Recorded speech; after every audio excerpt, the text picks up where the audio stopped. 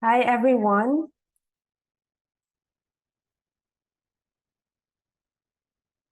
Hi, everyone. Welcome to DragonFi's Passive Income Investing. Grow your 100,000 with dividend stocks and REITs.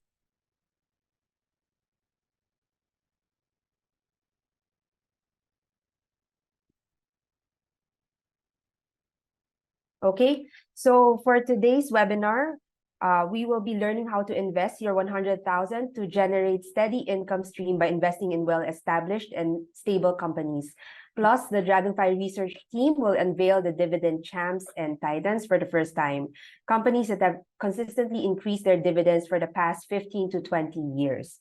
And plus, attendees of this webinar will receive a free ebook that details everything that we are going to discuss during this webinar. So don't be afraid. We will get into a lot of details, but you will get this free ebook which should have everything that we're going to discuss today.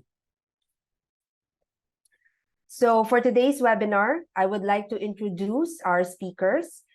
First is Mr. Marvin Germo, renowned financial educator.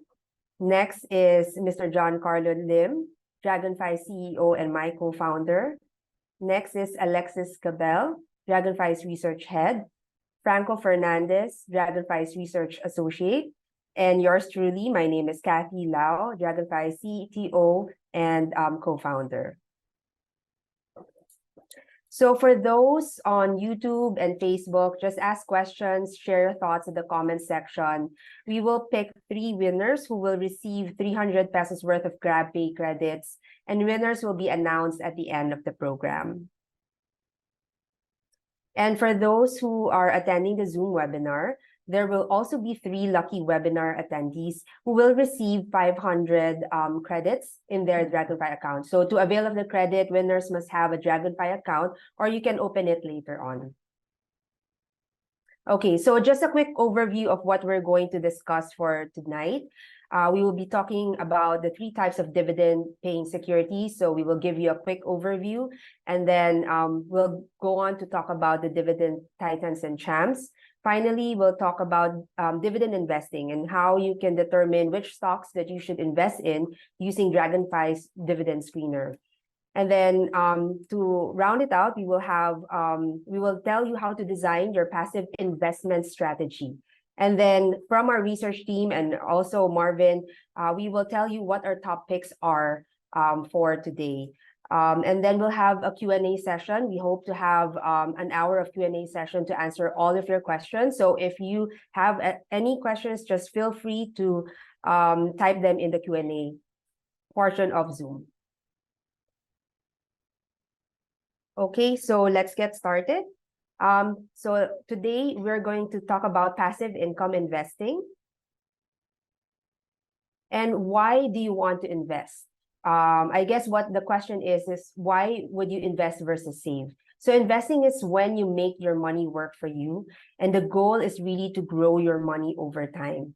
So let's take, for example, Eric, who put in 3,000 per year for 20 years in a savings account with 1% interest, while Mark also putting in the same amount of money, but now he's getting 6% yield from the market. So you can see the difference between the two. After 20 years, Eric has 67K, while Mark has already doubled his money.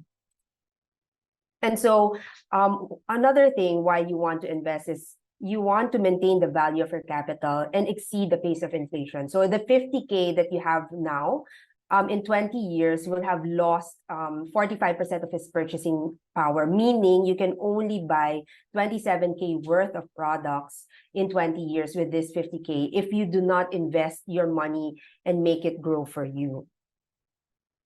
So Marvin, do you want to share something with regards to this? Sure. Before that, now I'd like to thank DragonFi for making this event possible. It shows how much you want to educate Filipinos and how important it is right now for Filipinos to digest information, because I do believe that it spells the difference between making the right action with when it comes to their money. And I just want Yeah. to share this. The slides that you showed us are very fascinating because it shows how we could beat inflation. But one of the things that I'd want to narrow out to people also is that when you start investing, you're building assets for you, and those assets, you might be watching this right now. You're in your 20s, 30s, 40s, and you're in the prime of your earning capacity. That earning capacity right now, while you're an employee, you're a business person, that won't last forever. And the reason why we invest is so that those asset classes will carry the load for us. I need you guys, whoever's watching this, that for every peso you invest, you're buying time for you in the future. You're buying freedom for you in the future. You're buying something that if you can't work for yourself anymore, whatever you planted today is something that will somehow give you also revenue. And it's counterintuitive because it's not something that you get to enjoy today.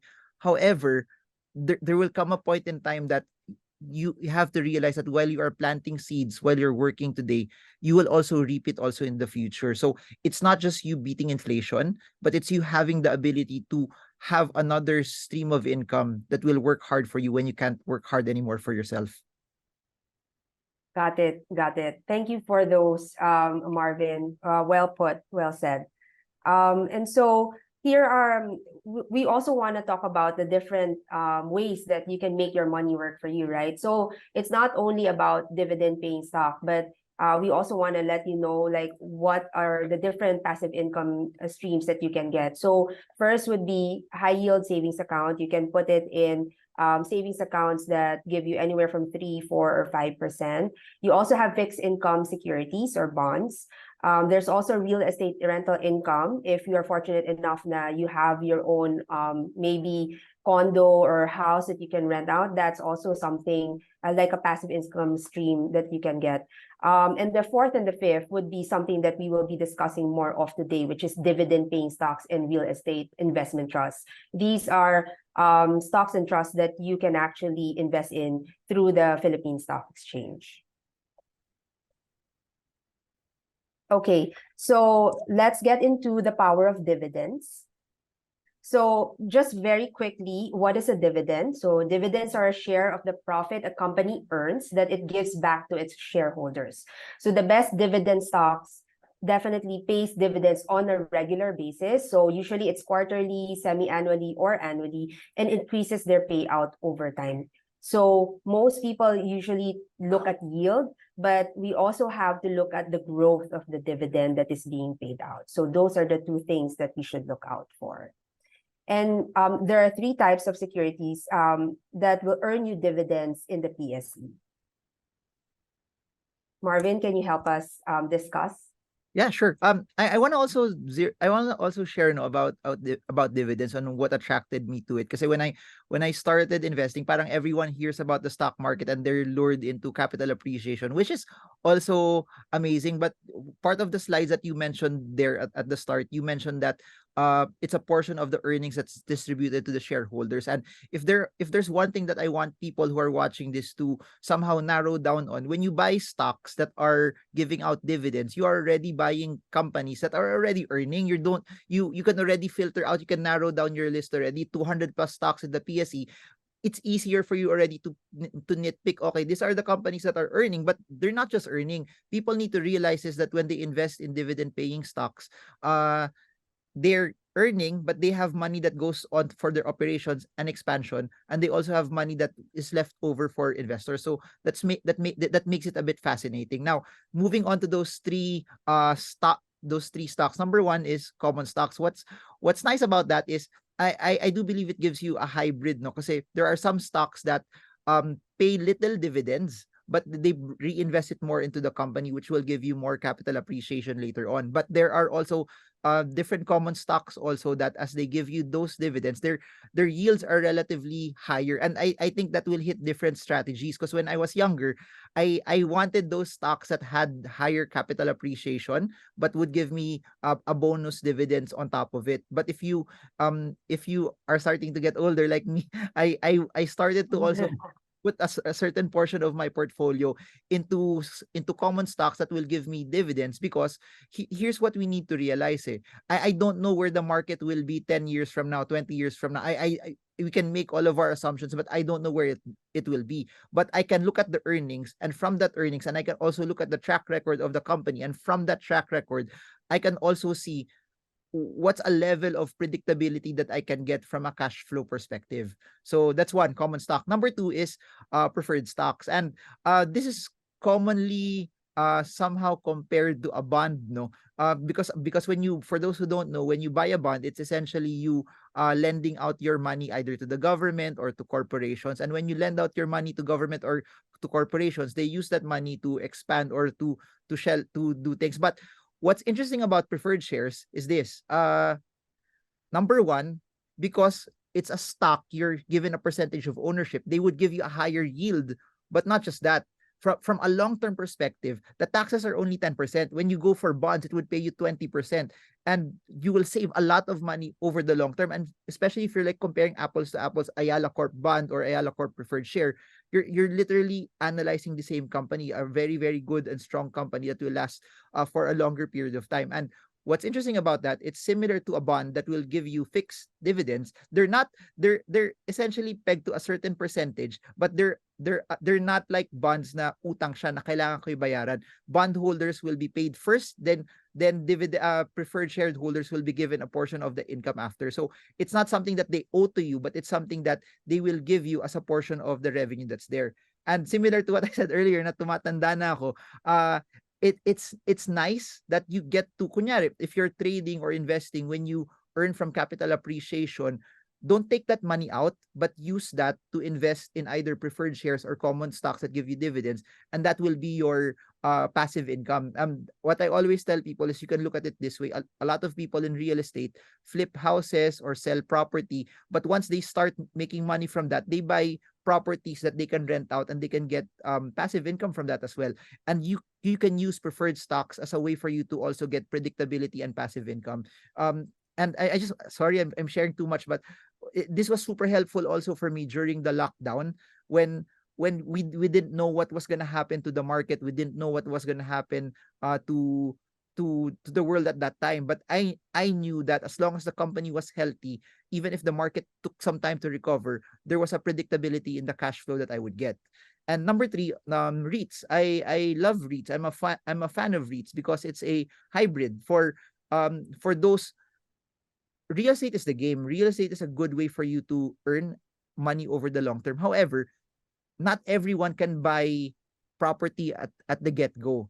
But what's interesting about REITs is the REITs that we have in the Philippines, from companies that are connected to solar or to commercial properties or to offices, not a lot of Filipinos can buy buildings. And a normal Filipino like me can't buy a building in the heart of Makati. But REITs give people the ability to be able to buy that. And what's interesting about that is you don't have to manage the REIT itself. Coming from someone who rents out properties, hassle na magde-deposit ka ng cheque, you have to do customer service. Yes. This one, every quarter you get your payout on a regular basis, and a lot of them already now beat a lot of the, if you buy a condo now, it would beat the yields that you would get from condos that you would have there. Plus, what's interesting is it's liquid. You can buy it in tranches, and you don't have to be a multimillionaire to be able to experience it. And the yields, I do believe, are better than buying a condo and renting it out as well. Yes, exactly. I totally agree. So these are prime properties, right, from big corporations.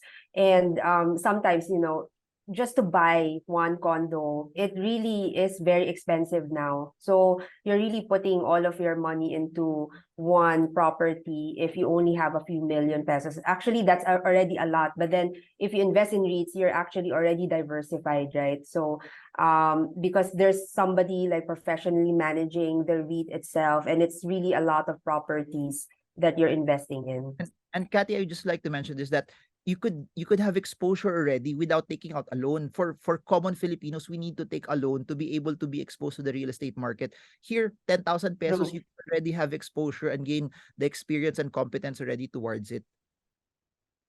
Got it. Yes. So those are the three different ones that you can actually purchase from the Philippine Stock Exchange. And as Marvin said, it's liquid because you can buy as low as 500 pesos, 1,000 pesos of these stocks, and you can start earning passive income from that. So just a quick, we wanted to talk about the key dates that you must be aware of when you're buying dividends, because a lot of people actually ask us about this. So for me, there are two things that you have to be really aware of. One is the ex-dividend date and one is the payment date. So the ex-dividend date is the date when you are no longer qualified to receive the dividend, meaning if you buy that stock on ex-dividend date, you're actually not qualified. You are supposed to own the stock prior to the ex-dividend date. So always remember that. And then the second one is the payment date, is when you will get your payment, when you get your dividend, which is also an important date to note. So let's take, for example, we have a calendar here, right? So if the company announces that the ex-dividend date is on the 15th, which is a Tuesday, then you have to already have the stock by the 14th in order to qualify for the dividend. And then the 22nd is when you will get your dividend. So as DragonFi, we will credit that dividend to your account on that day for sure. So you will be able to see that in your account. So now we can talk about a little bit about Meralco, because Marvin said that he wanted to kind of talk about and discuss this particular stock. So Marvin. Hi, Marvin, you're on mute. Yeah, so I just want to say this, that when people talk about stocks, kasi parang they always say that it's risky, it's sugal yan, gambling yan, di mo alam yung mangyayari. But there are companies like Meralco is one of them. It's not only Meralco, but Meralco is one of them that there's a predictability in how it would earn. Unang-una, Meralco is a very defensive company kasi lahat tayo kailangan natin ng kuryente every day. We could skimp off maybe on Starbucks or eating out, but we will pay our electricity bills. If we don't even pay our electricity bills, pag na-disconnect tayo, kailangan pa natin magbayad ng reconnection fee para lang magkaroon ulit ng service. So in terms of revenue, in terms of how Meralco earns, they're also a monopoly. So I'm actually looking at it from a perspective na there won't be competition that would parang eat out its earnings as compared to if you look at other companies and other sectors and industries as well. But that being said, also when you look at their earnings, it has been very, very consistent, and it has translated into dividends. And the reason why, while we were talking about this event offline, the reason why I wanted to share that is that you not only have a company that's a monopoly, you not only have a company that's defensive, you not only have a company that people need on a regular basis, but it's really reflecting on its earnings. And as it's reflecting on its earnings, its dividend has been very, very consistent over a stretched period of time. But not just that, we've been in a flat market over the past over quite some time also. But if you compare it to other stocks, when COVID and the lockdown happened, Meralco somehow recovered quite well. And even if you look at it, its price action over the past few weeks, it has been doing better relatively compared to other stocks and in other industries. So it hits both fronts, that you get capital appreciation, but you also get dividends. And they have been increasing their dividends, that even if the stock price is 350, 360 pesos, your dividend yield is still close to around the 5% area as well. So it's a good, I guess it's a good case study that people can take the time to study later on after this session, that you not only get capital appreciation, but your yield is increasing because they also continue to increase the dividends that they have been paying out over the past years as well. Yeah, actually, Meralco is a really good stock. Because it's later on we will discuss it more, because it's one of the top picks actually, of John. So we will go through it, guys. So we'll take a look at the dividend history, everything that Marvin has been talking about, like the growth. How do you identify? How do you know what the growth is of the dividend? Those are the things that we will take a look at, because we want to empower you guys on how to pick the right dividend paying stocks. We just do not want to tell you what our picks are, right? Because you can also empower yourself by looking at all of these metrics, like how Marvin is doing it right now. You can also do that. So later on, we'll show you how we will take a look at this and how we can identify the stocks that are worth investing in.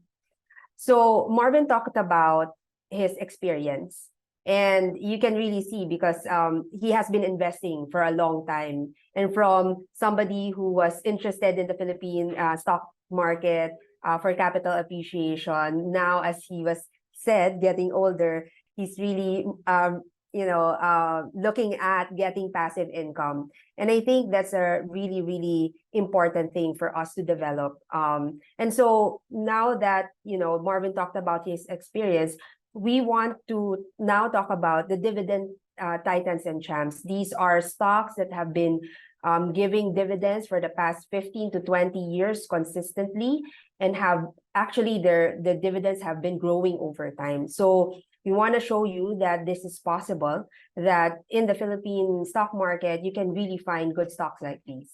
So Franco, can you walk us through the dividend titans and champs? Yes. So the dividend titans and champs, we're very excited to share this with you guys. So for those familiar with U.S. equities, they are our version of dividend aristocrats and kings, but we follow our own criteria based on our research and assessment of the Philippine stock market. So on the slide, you see our criteria. On the table, the two most important criteria for a dividend titan are that it has consistently distributed dividends every year and has increased the payout regularly over the course of 20 years. While for a dividend champ, it has done it over 15 years. The remaining two criteria are the minimum capitalization of 5 billion and the time it has been listed on the PSE, to ensure that there is enough price and dividend history. Now, using our criteria, we have been able to identify 5 dividend champs and 2 dividend titans. Next slide, please. So our 5 dividend champs are Ayala Land, ICTSI, Jollibee, SM, Security Bank.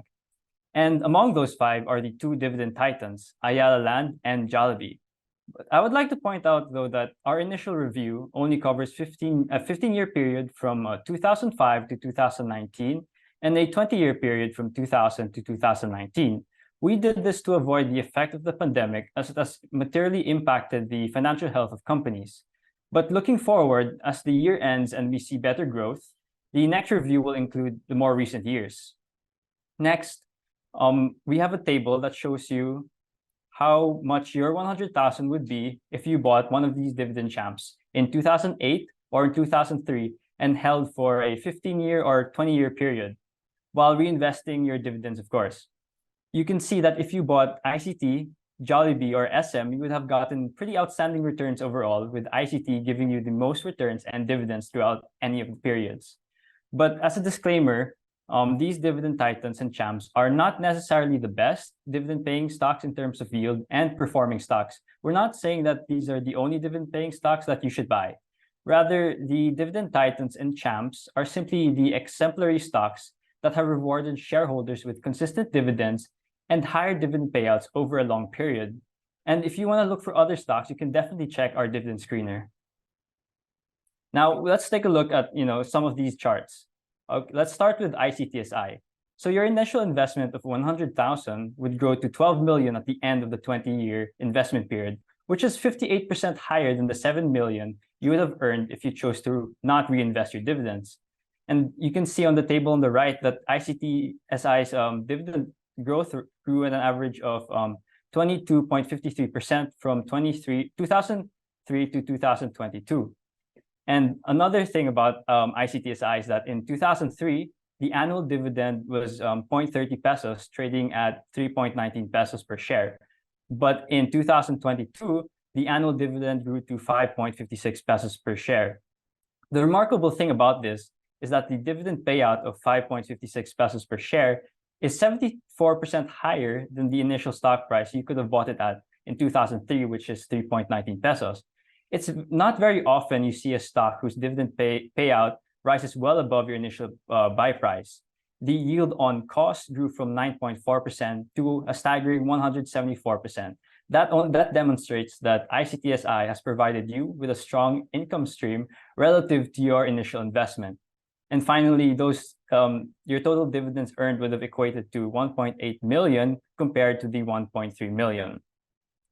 Next, let's say you chose Jollibee, similar details can be said on their chart. From 100,000, your investment would reach 1.6 million, 24% higher than the 1.35 million without dividend investing. Jollibee also experienced a high. Hi, Marvin, can you hear us? Yeah, you're back. Welcome Okay, back. sorry. Okay, was John talking and could you hear John earlier? Yeah, he was talking about, he was shifting from ICT to JFC before it. JFC. Okay, all right. Okay, so I think we left off when I got cut off. So Franco was actually talking about ICT and JFC and Ayala, and talking about how if you had invested your 100,000, it would have grown over time, especially if you had reinvested the dividends that you got through those 20 years. So thank you, Franco, for explaining that to us. So we see these stocks as the exemplar. It really shows us that you can invest in the Philippine stock market and grow your passive income stream using these stocks as your guide. So now we're going to talk about how to actually pick stocks, how you can master dividend investing with DragonFi's dividend screener. So John, can you walk us through that? Sure. So again, just to put things into context, what we're trying to achieve here, what we're trying to champion, is what's known as a dividend harvest strategy. So essentially, it's establishing, nurturing, and harvesting a stream of income by way of high-quality dividend stocks. So we want to shift the attention away from price appreciation, price volatility, and capital gains, and focus on the dividend stream, its size, its safety, and its growth. So the dividend stream here becomes the ultimate source of reward and the benchmark of success. So why is this important? Let's say hypothetically, you retire at the ripe old age of 65, and you're counting on your stock fund to fund your lifestyle. So what if the market drops 40% at that particular point in time? You then have 40% less assets from which to draw from. But if instead you had a steady growing stream of dividends year in and year out, so the daily gyrations of the market becomes inconsequential to us. So when selecting dividend stocks for your portfolio, you have to ask yourself three main questions. Is it safe? Is it growing? And what's the return? So the dividend screener was designed specifically to answer these three questions, helping you more efficiently spot investment opportunities. So is it safe? So for signs of safety, you'll find in the dividend screener metrics such as the payout ratio. So the payout ratio is the proportion of the company's earnings that is paid out to shareholders in the form of dividends. So example, if the earnings of a particular company is 2 pesos per share, if it pays out 1 peso per share in dividend, so the payout ratio would be 50%. So you can actually interpret the payout ratio to determine, like, let's say, the margin of safety. If the payout ratio is 50% again, it means that the earnings can fall close to 50%, leaving the dividend fully funded. So although a higher payout ratio imply larger dividends, a payout ratio that's too high leaves little margin for error. So there's always a trade-off between a high payout ratio and future dividend growth. So the higher the payout ratio, the less the company has to invest in growth initiatives. This is why dividend stocks REITs have historically been modest, since REITs are required to distribute 90% of its taxable income as dividends. Outside of REITs, we typically want to avoid stocks whose payout ratio closely approaches or exceeds 100%. So second on the list is return on equity. So Sir John, but before you move on to return on equity, I'd just like to ask, what would be a good payout ratio to look out for if I were to compare between companies? So that's a great question, Franco. So it really depends. It depends on the company, the specific company, and the industry that it participates in. So let's say you're talking about a mature company. Let's go back to Marvin's example of Meralco. So Meralco is a cash cow, right? Steady dividend paying stock, which year in and year out is a monopoly that is what do you call that is year in year out can pay its dividends even at a high payout ratio. So, but then if you're looking at a younger company whose free cash flow is not as robust as Meralco, then it can't sustain a high payout ratio.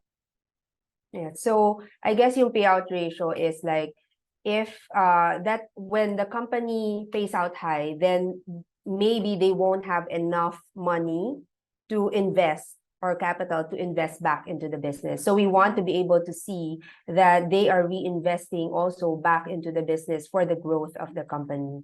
Is that right? Yep, that's correct. As I mentioned earlier, there's always a trade-off. Let's say if you have a high payout ratio, like again for REITs, right? So for REITs, they're required to pay 90% of their taxable income in dividends. So you can't expect the dividend growth of REITs to be as high as some other non-REIT dividend paying companies. So historically, the dividend growth rate of REITs in the US from 1972 to 2019 have only averaged around 4 to 5%. Marvin, you wanted to say something? Yeah, I just wanted to share that the company, when the funds are with them, they know what to do with the money. And I think one thing that people could to further laymanize this is that the best use for the dividends is pag sobra na lang talaga yung pera. If they're trading expansion for just to give out more dividends, then that's something to be, that's sort of a red flag also. What I would like is, like, I'll just give an example. Like, I'm a supermarket owner. I plan to build 30 supermarkets for next year.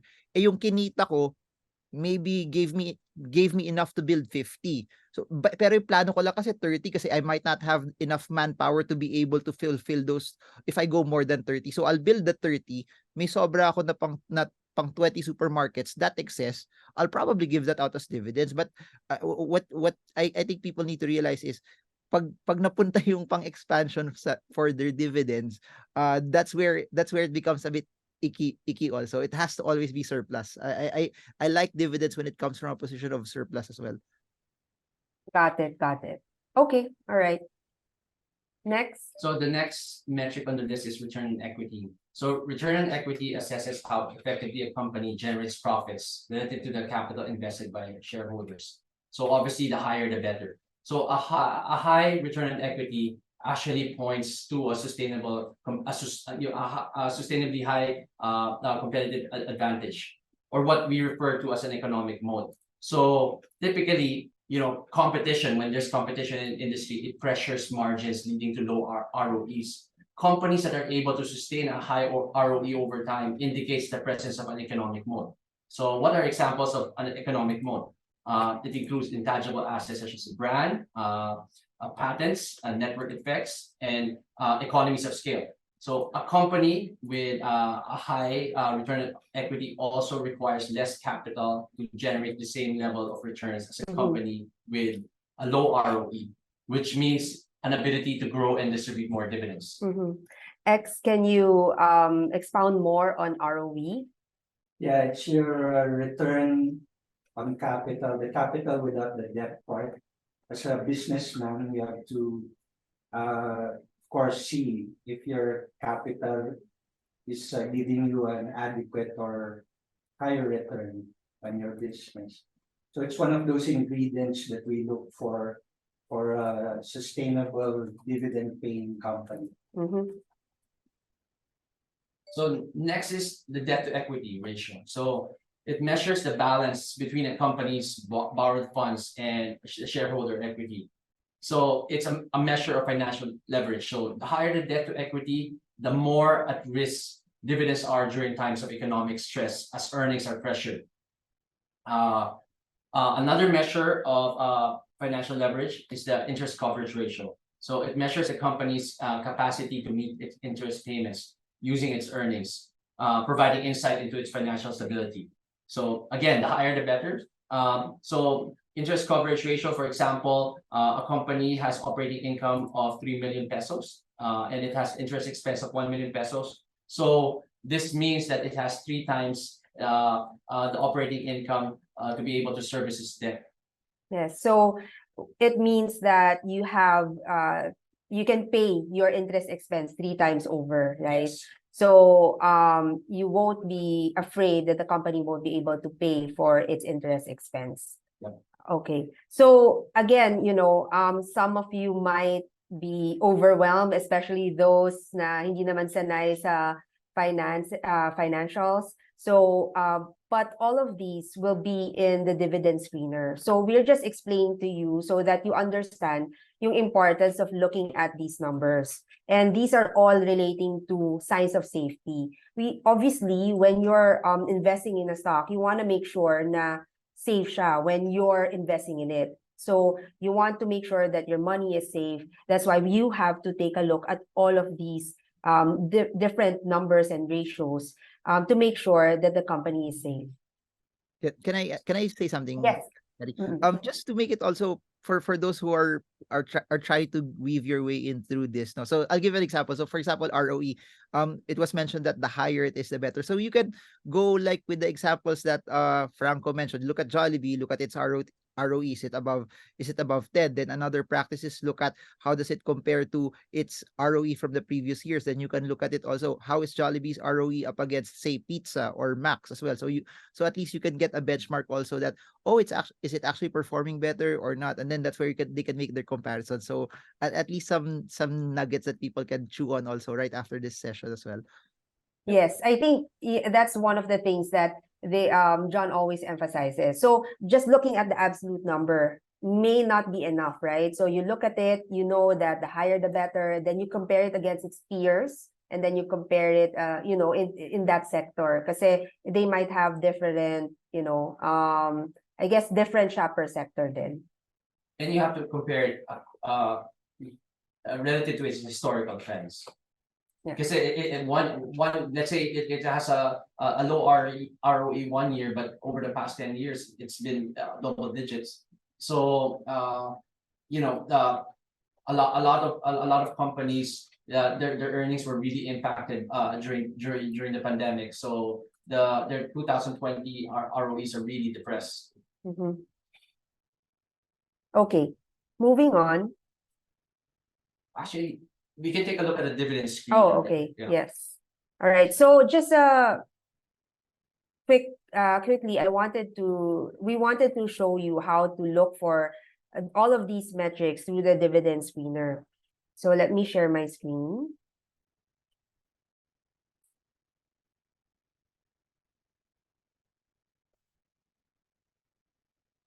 Okay. All right. So for those existing DragonFi account holders, we're going to walk you through the dividend screener. And then if you already have your account, you can, you know, join us as we look at the screener and we filter the stocks. So it will be easy for you to, you know, join us in screening all of these stocks and looking at all of these numbers. So John, what stock do you want me to look at? So let's check out Marvin's favorite, Meralco. Okay. So okay, so here's Meralco. So if you want to take a look at the financial metrics, because there are so many information here in the dividend screener. So what we did is we divided it to 2, which is the dividend information and then financial metrics. So I'm just gonna click on financial metrics so we don't feel overwhelmed. So here is Meralco. And then, If you look at the yeah, if you rightmost go to the portion, rightmost portion, you will be able to take a look at the 4 different metrics that John was talking about. So the payout ratio, ROE, debt to equity, and interest coverage. And no worries if you forget what they all mean. We also have an explanation here just to guide you on what they all mean. All right, so John. all right. So the next one is, we want to know. Next slide, please. Next slide, please. While it's loading, can I share this? That Yes, Yes, go. boss. from someone who has been doing this for a long time, that's such a relief na it's all there already. Dati minamano-mano ko pa na may Excel sheet already. So Yes. it's nice that someone created something na it's all there already, and you can actually compare them. Kasi what I would do before, mano-mano, I would look at as copy paste ko isa-isa yan to be able to see all of those values. So I think this is something very interesting. Yes, actually, we just this is a new addition to our dividend screener. When we first launched the dividend screener, it only had a few things like the yield and the next dividend.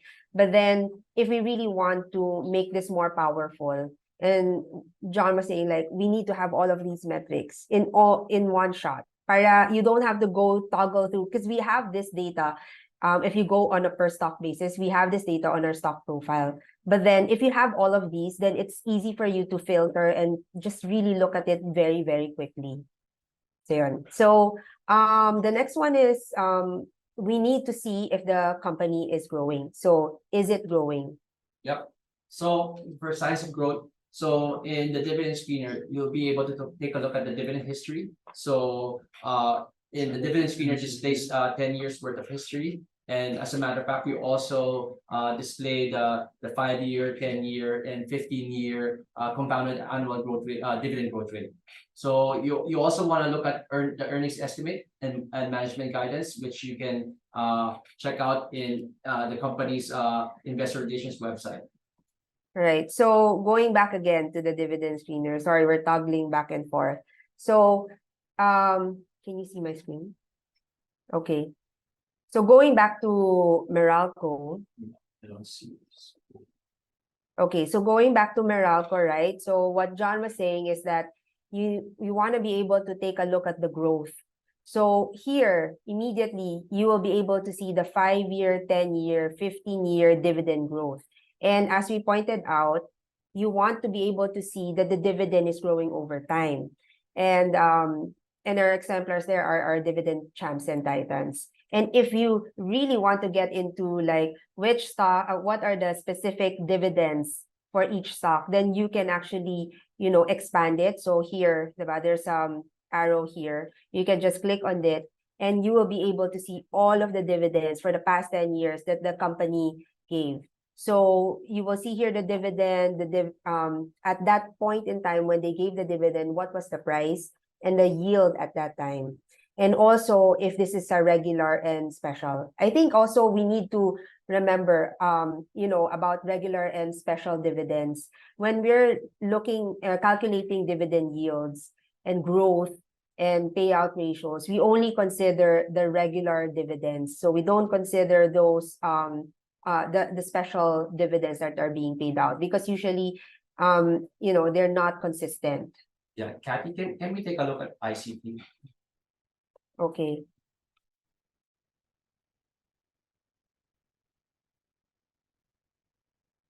So if you look at ICT, you'll see that it increases dividends year after year. As a matter of fact, ICT either maintained or increased its dividends for 15 straight years, even during the pandemic. And if you take a look at the 5-year, 10-year, and 15-year dividend growth rate, it's 17.62%, 23.94%, and 21.49% respectively. So it's no wonder that it has been one of the best performing stocks in the PSEI. So fun fact, from 2002 to 2021, only one stock in the S&P 500 bested ICT in terms of % of price appreciation and total returns. Can anybody in the group hazard a guess as to which stock this is? Apple? Marvin, would Apple? you care to be the guess? Apple? Yes, Yes, correct, exactly. correct. So Apple actually is the only stock to beat ICT. So for people who keep on saying that there's no opportunity in the PSEI, that's really not the case. I wanna say this also. You mentioned something very interesting earlier, and I forgot to say this, that tignan nyo yung mga nagbigay ng dividends even at the midst of the pandemic, because it shows you how resilient they are, that in the darkest of times they were still able to reward investors also. So normally madami nag-slash ng dividends, madami nag-lessen, madami nag-zero talaga yung dividends nila, but go through the ones that were very resilient and consistent in giving out their dividends, and there were some even that increased it during the time. So I think it's a good assignment for people watching this as well. Yes, yeah. Actually, it's a good practice, right? So take a look at your favorite stocks, take a look at their dividends, the history, and see if it has really been growing over time, or parang paiba-iba ba siya every year. Okay. Chels, can you share again? Yeah, Kathy, can I also say this? What's interesting about what we're telling people here is we're showing the numbers, and when people know about the numbers, they won't be scared about the volatility kasi alam nila, alam mo kung gaano kumikita yung company, alam mo kung ano yung level of debt niya, alam mo na nagbibigay siya ng ganitong dividends. No amount of volatility will shake you, and I think that's what's important for people who are investing. It's the market is about deploying money, but it's also about conviction in where you put your money into, because when you take the time to study and know more about the numbers, it takes time to do it also, pero pag nagkuha mo yung time to do it, hindi ka kakabahan kasi alam mo yung pinasok mo. Yes, exactly. Like, please remember, guys, like passive investing means na parang it's not something that you do day to day, right? But it doesn't mean that you don't spend time to learn about what you're doing. So don't just listen to us. We're giving you advice. We're telling you or showing you this is how to filter the stocks, but also do your research, also do your homework and learn. Kasi once you do this, it's going to be rewarding, especially if you start really when you're young, and then you keep on reinvesting your dividends. Later on, we'll show you, right? Parang if you keep on reinvesting your dividends, then it will really grow through time. And then pag nag-retire ka na, like what John is saying, kahit bumaba yung stock price mo, you can still keep on getting all of those dividends, and you can use those dividends to fund your day-to-day expenses. All right. So the third one is what's the return? Yep. So this is the part that it gets a little bit complicated. So it's time to really pay a little bit more attention. So, but this is also the part that ties everything together. So to give us a basis for valuing a stock, we turn to the Gordon growth model. So on the most basic level, we won't get into the nuances, but on the most basic level, the Gordon growth model spits out the maximum price or the fair value of a dividend paying stock given its current or projected dividend, the stock's required rate of return, and the projected long-term sustainable growth rate.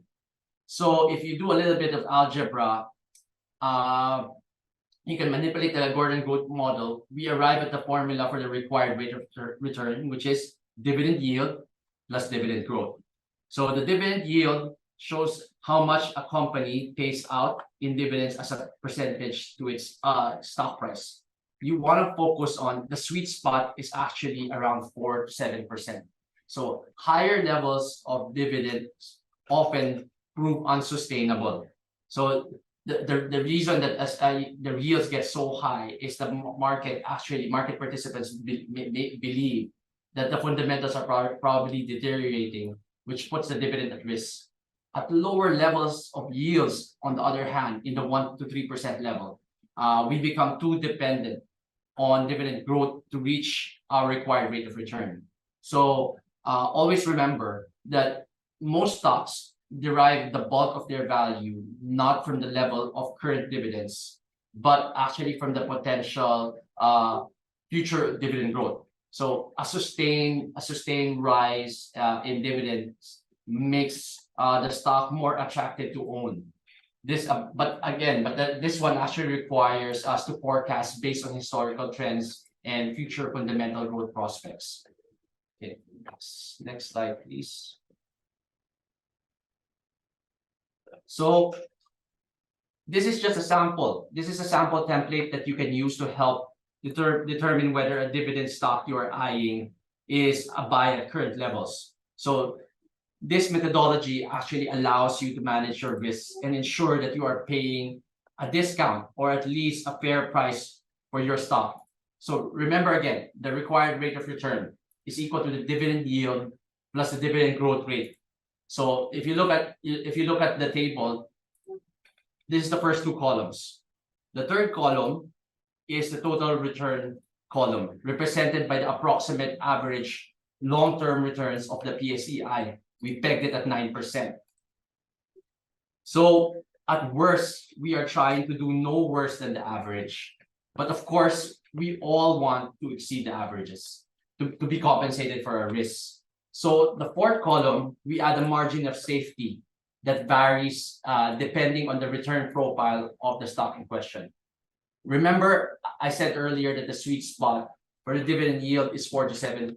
So if you look at the 4 to 7% rows, so for stocks that find themselves in either end of the spectrum, let's say the 1 to 3% and the 8 to 10%, we assign a higher margin of safety.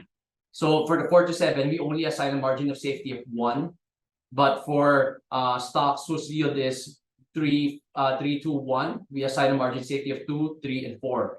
And the same for stocks that have yields of 8, 9, and 10, we assign a margin of safety of 2, 3, and 4. This increases their required rate of return, thereby forcing lowering the maximum stock price that you should be willing to pay for those dividend-paying stock. So let's concretize this with an example. Let's say we have a stock with a trading 12-month dividend yield of 5.58%. So that's around the 5 to 6% range. So if you look at the chart, so given its dividend growth history, we use a 3.5% dividend growth rate. So if you add 5.5 to 3.5, that's just 9%. So the required rate of return for a stock with a yield of 5 to 6% dividend yield is actually 10%. So that's below the current required rate of return for the stock. So the markets are not static. So when a stock falls, its dividend yield rises. So what is the maximum price that we should pay for a stock, for this stock?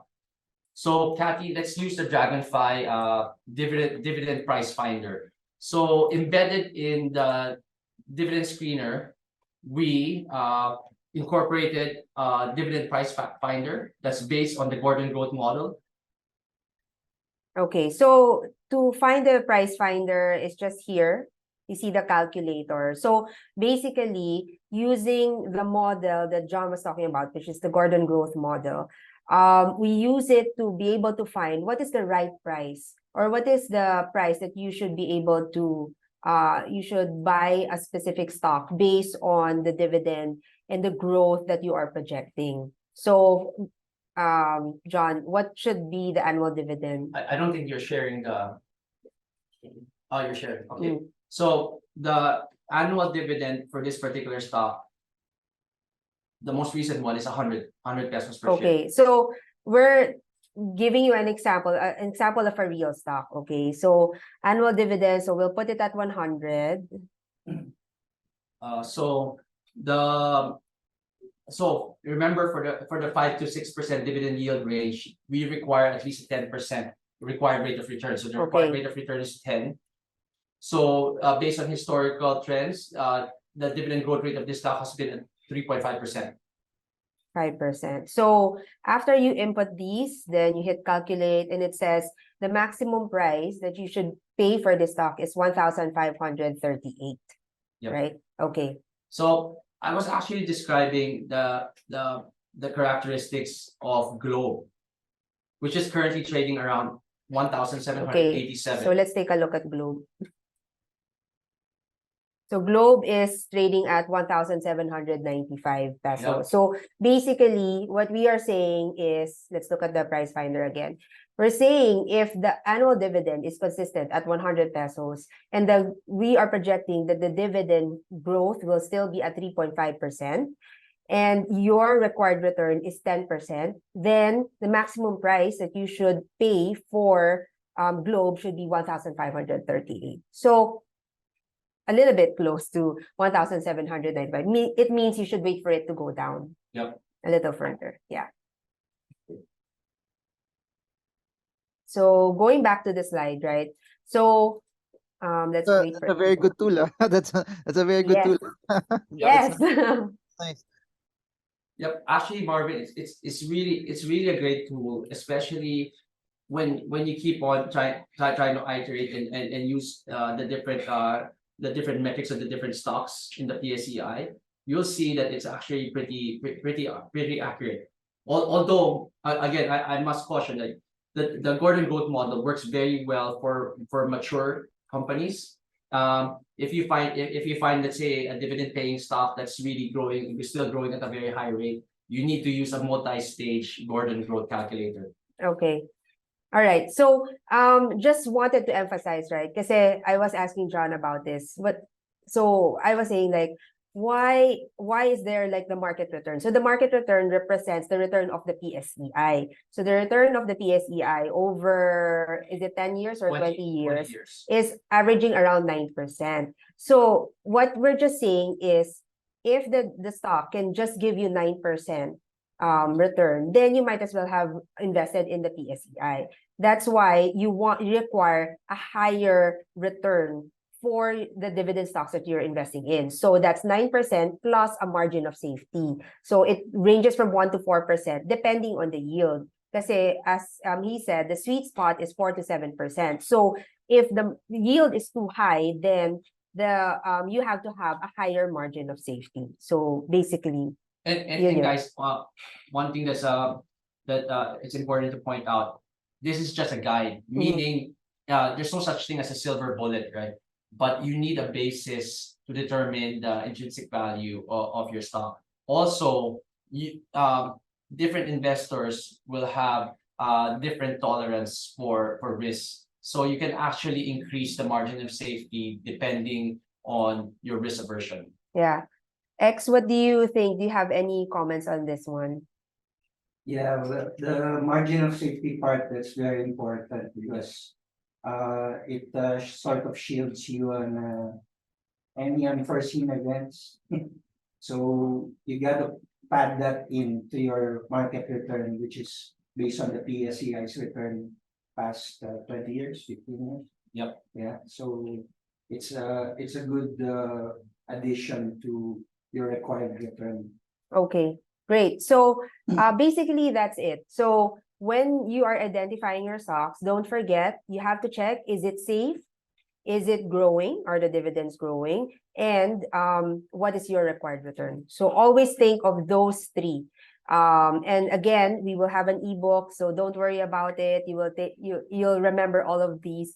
And then always, play around with the dividend screener in order to get yourself familiar with all of these numbers and metrics, and even try to use the price finder. So now, moving on to being able to track your dividends, I just wanted to discuss this quickly. So when you have your DragonFi account, so now you're investing in dividend paying stocks, obviously you want to know your dividend history. What are the dividends that you were invested in, what were you paid, and at what date you were paid, etc. So you can go to transactions and dividend history and then take a look at all of the dividends that you were paid. And then if you want to know what your upcoming dividend payments are, then just click on that upcoming tab and you will be able to see how much you will be paid and at what date. So hindi na kayo matatakot because you'll see that you know that you will be paid at a certain point in time. Okay, so putting it all together, I just want to say this quickly because we have the stock picks from our research team. So designing your passive income strategy. So here are 4 things that you guys need to remember. One is research, which is what we just discussed. The second is regular contributions. Third is reinvest, and fourth is to diversify. So for research, please use the dividend screener tool. Look at the dividend history, look at the price finder, look at the stock profile and their financial metrics, their historical metrics, in order to really understand what dividend paying stocks that you should be investing in. The second one is regular contribution. So you want to build your investment over time. So when we said, right, 100,000, invest your 100,000 to earn passive income, it doesn't really necessarily mean you should already have 100,000 before you start investing. So pwede naman kayo mag-start like 25,000 lang, and then over time, like how much can you set aside ba every month to put into your investment account? So let's say 5,000 every month. Every month, you're putting in that amount of money and then investing it in dividend paying stocks. So even with small amounts, regular contributions can accumulate into a substantial portfolio over the years. So let's say, for example, I guess 25,000, you start with that, and then you contribute 1,000 every month, and then you get 5% yield. So this is just an example, right? So this is over 20 years. If you had invested 25,000 and your annual contribution is 12,000 or 1,000 every month, and you get a dividend yield of 5%, and then you reinvest those dividends that you get, then you have a stock return of 6%. Then in 20 years, you will have your 1 million. You can reach 1 million.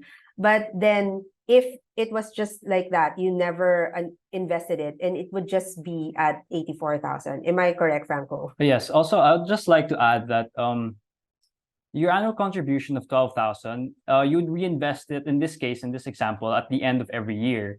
And your annual dividend would also be reinvested at the end of every year. So in this scenario, you would be able to reach 1 million by the end of the 20th year. Mm-hmm. Yeah.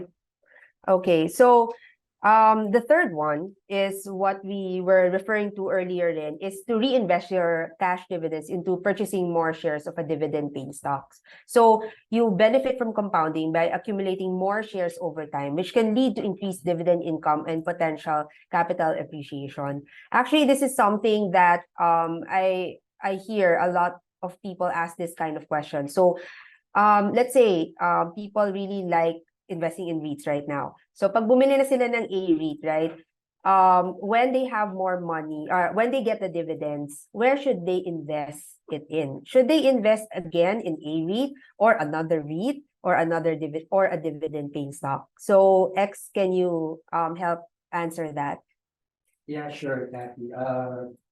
So the stock market is very fluid, right? So when you get your dividend, there are always different opportunities at different points in time. So you can use the dividend screener to show you what opportunity presents at that specific time. So you don't have to buy A-REIT all the time. There might be another stock or a REIT or well, whatever stock, a bank, a company, a power company, a food company. They always present themselves, because share prices, they're very volatile. So at any point in time, there's an opportunity you can invest your dividend into, compound it. And that's actually the main point, that you should keep on compounding your earnings, your dividends, so that you can outperform the return in the previous graph, make it grow better and stronger. Yeah. Yeah. Yeah, I agree with that. At the same time, you don't necessarily have to keep on investing in the same stock. Kasi, for example, what if you invested in A-REIT, by the time you had so you receive your dividends, and by the time you have enough capital to buy more shares of A-REIT, the metrics of A-REIT, since let's say its stock price already rose, its yield is already very small, and at that point, if you run it by the dividend calculator and the price finder, you see that it's no longer at current levels. That you might as well allocate the excess funds towards another stock with better metrics. To enhance that further, no? Like for example, Meralco, they just gave out their dividends as well. So I have an option to put that back in Meralco, or if I compare them, okay, the dividend yield of A-REIT right now might be higher already because A-REIT is still down versus Meralco, which is trading at the higher end of its price range already. So parang I could also look at it that way, that where will I get a higher amount of yield? I can reinvest it in Meralco, but as what everyone mentioned, there could be a better opportunity where I could get a larger amount of yield. So pwedeng ganun, it doesn't have to be in the same stock all the time. Yep. Yes, yes. Kasi I think a lot of people just default into like, okay, I heard REITs are really good, so let me buy this REIT and then another one, or I keep on buying the same stock, right? So, pero guys, we have our dividend screener, so that's why it's there, in order for you to easily find new stocks that you can invest in. Actually, that's another advantage of a declining market. If you're a dividend investor, you want it to be a bear market. Then you can find other dividend paying stocks with higher yields. Okay, so quickly lang, we're just gonna show some a few stocks that demonstrate this reinvesting. All right, so let's take a look at how each of these passive investment strategies would perform for you. So here, our investment time frame is from 2008 to 2022, which is about 15 years. And let's say back in 2008, you and your friends had 100,000 each to invest in the stock market. And based on your research, and let's say you chose ICT, your first friend Mark invested his 100,000 and simply held long term and spent his dividends elsewhere. So his ending investment value would only reach 437,000. Your second friend Eric knew a little more and chose to reinvest his dividends each time he received them. So now his investment is valued at 572,000 at the end of 2022. And your last friend Amy had another idea. She would make a semi-annual contribution of 5,000 every year to her position, and that would allow her to reach an investment value of 987,000. But you, knowing all your friends, chose to make both the semi-annual contribution of 5,000 and reinvest your dividends every time you receive them. So this strategy would lead to the highest investment value of 1.24 million at the end of 2022, growing at a CAGR of 18.26%. You would outperform all your friends and become the only millionaire, which sounds pretty great. Yes, that is actually great. Next, just to show another example, we have A-REIT. Now, currently, A-REIT's price has not performed very well since its peak, but even so, you could see that your investment value would still grow more than with passive investing shown than if you simply held long term. In a time frame of 3 years since its IPO, your 100,000 would grow to 168,000 with periodic and dividend investing. And as a long-term investor, you would have little concern over the everyday price volatility because over the long run, assuming strong fundamentals and strong dividend growth, your investment will likely generate better returns. So there is power to these passive investment strategies in the long term, allowing you to increase your overall investment. All right. So the last one is, I guess, diversification. And you want to be able to diversify across different sectors, different types of securities, right? And also different asset classes. So I guess it all points to what we were all saying, don't just keep on investing in one. Let's say, don't keep on investing in REITs. You have to diversify. We give you the tools to be able to search through the different dividend-paying stocks. And those are from different sectors. Take a look at them and then make sure that you are well diversified. Any thoughts, guys? On diversification? Yes. Yeah, on diversification specifically, everybody wants to invest in REITs because REITs now traditionally they have higher yields, but you can't overly concentrate your portfolio in one industry or in one sector. So again, there's always a trade-off. So REITs, they may have a higher dividend yield, but on account of the fact that the payout ratio is like 90% of their taxable income, the dividend growth is actually more muted compared to other stocks. And as I mentioned, if you look at ICT, if you look at BDO and and it's really tied to dividend. The bulk of share price appreciation is tied more closely, correlates more closely with dividend growth as opposed to dividend yield. Yeah. X. Mhm. Okay. Yeah, diversification is very important. You shouldn't just invest in REITs. There are other opportunities in other stocks, in other sectors.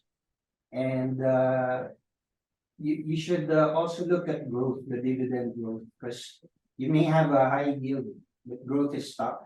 And there are a lot of companies expanding because our economy is growing 6% per annum. There are lots of opportunities there, lot of companies that are becoming dividend stocks also. So you should be exposed to those opportunities. Great. So so you can start your passive income investing journey with DragonFi, but I will skip this because I want to talk about the stock picks already of our team. And we're only giving, sorry guys, 5 minutes each for each one of you to pitch your stock picks, please, so that we can also get start answering the questions of our viewers, because we have a lot of questions that we want to get through. So first, we told everyone to choose one, but then John decided to choose two. No, but So I'll go please. with Beefy. I'll go with Beefy. So Okay. so Meralco, I think Meralco is really a textbook case. If you look at the payout ratio has been declining year after year, in spite of the fact that its dividend has actually been growing. What may cause you some concern is that both the debt to equity ratio and the interest coverage ratio over the past 2 years, 2021 and 2022, they actually increased pretty substantially. But actually, if you look under the hood, there's a reason for this. So Meralco actually issued debt in the amount of something like in the order of like 25 billion by the fiscal year end 2021 in order to invest in renewable energy, transmission lines, and other growth initiatives. So these growth initiatives actually bode well for the company's future earnings capacity, which in turn will fund future dividend growth. If you look at the return on equity, next slide, please. So again, as we mentioned earlier, whenever you see return on equity in this order of magnitude, like in Meralco's case, it was averaging like over 20% per annum. That's fantastic. So consistently high ROE clearly indicates the existence of a wide economic moat. And as Marvin correctly pointed out, Meralco is a monopoly. It's the only electric power distributor in Metro Manila. So its franchise area of 9,685 square kilometers is approximately 3% of the total land area of the country, but accounts for 55% of the country's electric output. So the higher ROE, the less capital a firm needs to produce a specific level of earnings. Next slide. So the dividend growth of Meralco has also been stellar. If you can see here, over the past 15 years, Meralco has been growing its dividends by an average of 21% per annum. The five-year average of 13.35% is actually very encouraging, since this is a step change from the 7.07% 10-year growth rate. Diluted EPS per share, the estimates for 2023 and 2024 points to more growth for Meralco. On last slide. So in this case, I ran through different required rates of return and different dividend growth estimates into the DragonFi price finder, the Gordon growth model. And if you can see here, I was trying to determine the price range that Meralco is attractive. So from this, I can see that Meralco is a buy between 307 to 368.4 pesos per share. Why not 263%? Why not 263 pesos or 230 pesos per share? Because I think that assigning a required rate of return for Meralco of 13% is too high for the stability that it brings and its free cash flow generation. The next chart is even more instructive. If you look at this chart, of Meralco, so this is actually a monthly chart. So it dates back all the way to 2011. If you look at the lows of Meralco, the trailing 12-month yield its highest was 6.09, at 263 per share during September 2022. But if you look at the years previous to that, you have 5.57, a yield of 5.57, March 2020. Then a yield of 3.42, June 2017. Yield of 3.06, December 2016. Yield of 4.14, January 2014. Yield of 4.28 at May 2012. So even though Meralco is actually almost at the top of its range, its current trading 12-month yield is at 5.46% at 357.8 pesos. So actually, Meralco is really one of my top picks for when it comes to investing in dividend-paying stock. This chart shows everything that you need to know. That even at current price levels, the yield of Meralco is pretty high, and the dividend dividend growth is actually pretty robust. Okay, very quickly, A-rate. So I know that a lot of people are very interested in investing in REITs, and I just wanted to point out that, so if you look at this, A-rate has actually a property for share swap with its sponsor, Ayala Land, and it actually features a lot of marquee properties, Glorieta 1, Glorieta 1 and 2. Both its BPO and its retail mall operation. So next slide, please. So what I wanted to point out is, so A-rate has actually executed 2 other property for share swap over the past 3 years, one in 2021 and one in 2022. And if you notice, after a big bump in dividend per share growth, it actually normalizes pretty quickly. Why is that the case? Again, it's a function of REITs paying 90% of their taxable income in dividends. Secondly, REITs actually have very little in the way of economies of scale, so it can't really produce a sustainably high growth rate going forward. So as I mentioned earlier, REITs historically in the US from 1972 to 2019, the long-term dividend growth rate of REITs is only between 4 to 5%. So looking at again, I use the Gordon growth model, and so I think that the optimal price range to pay for A-REIT is between the prices of 24 and 31. Why? Again, 13% may be too high to pay for such as a stable income earner as A-REIT. Okay, sorry for taking too much of your time. X, please take over. Okay. Thanks, John. Next is AP, Abortis Power. I've been looking at this for a long time now, and they've been consistently paying high dividend yields, and they have historically good fundamentals. There are some charts. Their gigawatt hour sales. This is a 3-year chart. The blue bar at upper left-hand corner. Their gigawatt hour sales have been improving, especially as we rose after the pandemic. And the latest one, first half of this year, gigawatt hour sales shot up by 29%.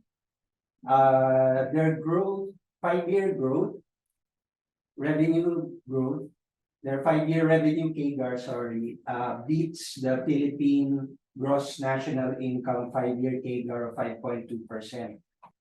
So it outperforms the economy, and but its net income CAGR in the past 5 years is a little lower because of pricing and other in-betweens in their financials. But it still looks acceptable in terms of growth because the top line says it all. At the ROA, return on assets and return on equity bar graph, we see that their ROA and ROE have been outperforming the standards of 5% and 15%. Well, historically, there's a slip at the 2019-2020 period. That's during the pandemic. But as you can see, it has been improving in the last 3 years. And they have a stable financial condition. They don't have, I mean, they do have debt because they're in a capital intensive industry, power. But they manage their debt levels well, and their current ratio is pretty strong. It's above the 1x benchmark for companies. Next slide, please. So I like AP because as a dividend stock, you want it to consistently pay your dividends, right? And its business is basically a basic need, electricity. Our economy is growing. We have townships sprouting out, not just in Mega Manila, but in the provinces. And we're growing, so we need power, and that's a basic need. That's why I like AP. Also, its power companies are spread all over the country. You saw in Visayas, Mindanao, and they're different. They use different power sources: coal, oil, geothermal, and hydro. And they can pursue renewables because as a power company, you need to achieve base load power of at least 70%. Right now, they're at 81%. That's why in the next 5 years, they have this program up to 2026 that they are going to install more solar farms. And AP is a major power player in the country, contributing 18% of Philippine power capacity. Next slide. So this is the main prospect for AP. As I've mentioned earlier, our economy is growing, and even the government recognizes this. Power consumption is estimated to grow at a CAGR of 6% up to 2030, and even the government wants installed power capacity to grow, to cover up demand. And as a major player in the industry, AP is going to benefit from this. Next slide. So its growth drivers are, it will target to, well, in the past, they always have this 5-year target. And that's what I like about this company. They're looking forward, they're managing their finances well. So their target now is to grow their net power capacity to 9,200 megawatts by 2030. Half of that will come from renewable energy. And they have this program, it's in number 2. I can show you the pie chart later. That's easier to look. And right now, it has a discount. It not just pays dividend, but it's trading at a discount to market. Next slide, please. So this is how AP's power sources looks like. Right now, it's more coal, 69%. But in 2026, the share of coal will drop to 58%. Solar is the one that will grow from 1% to 15%. So this is the program they're following right now. And right now, they're constructing these new solar farms, and they're on schedule to meet this target of 5,815 megawatts.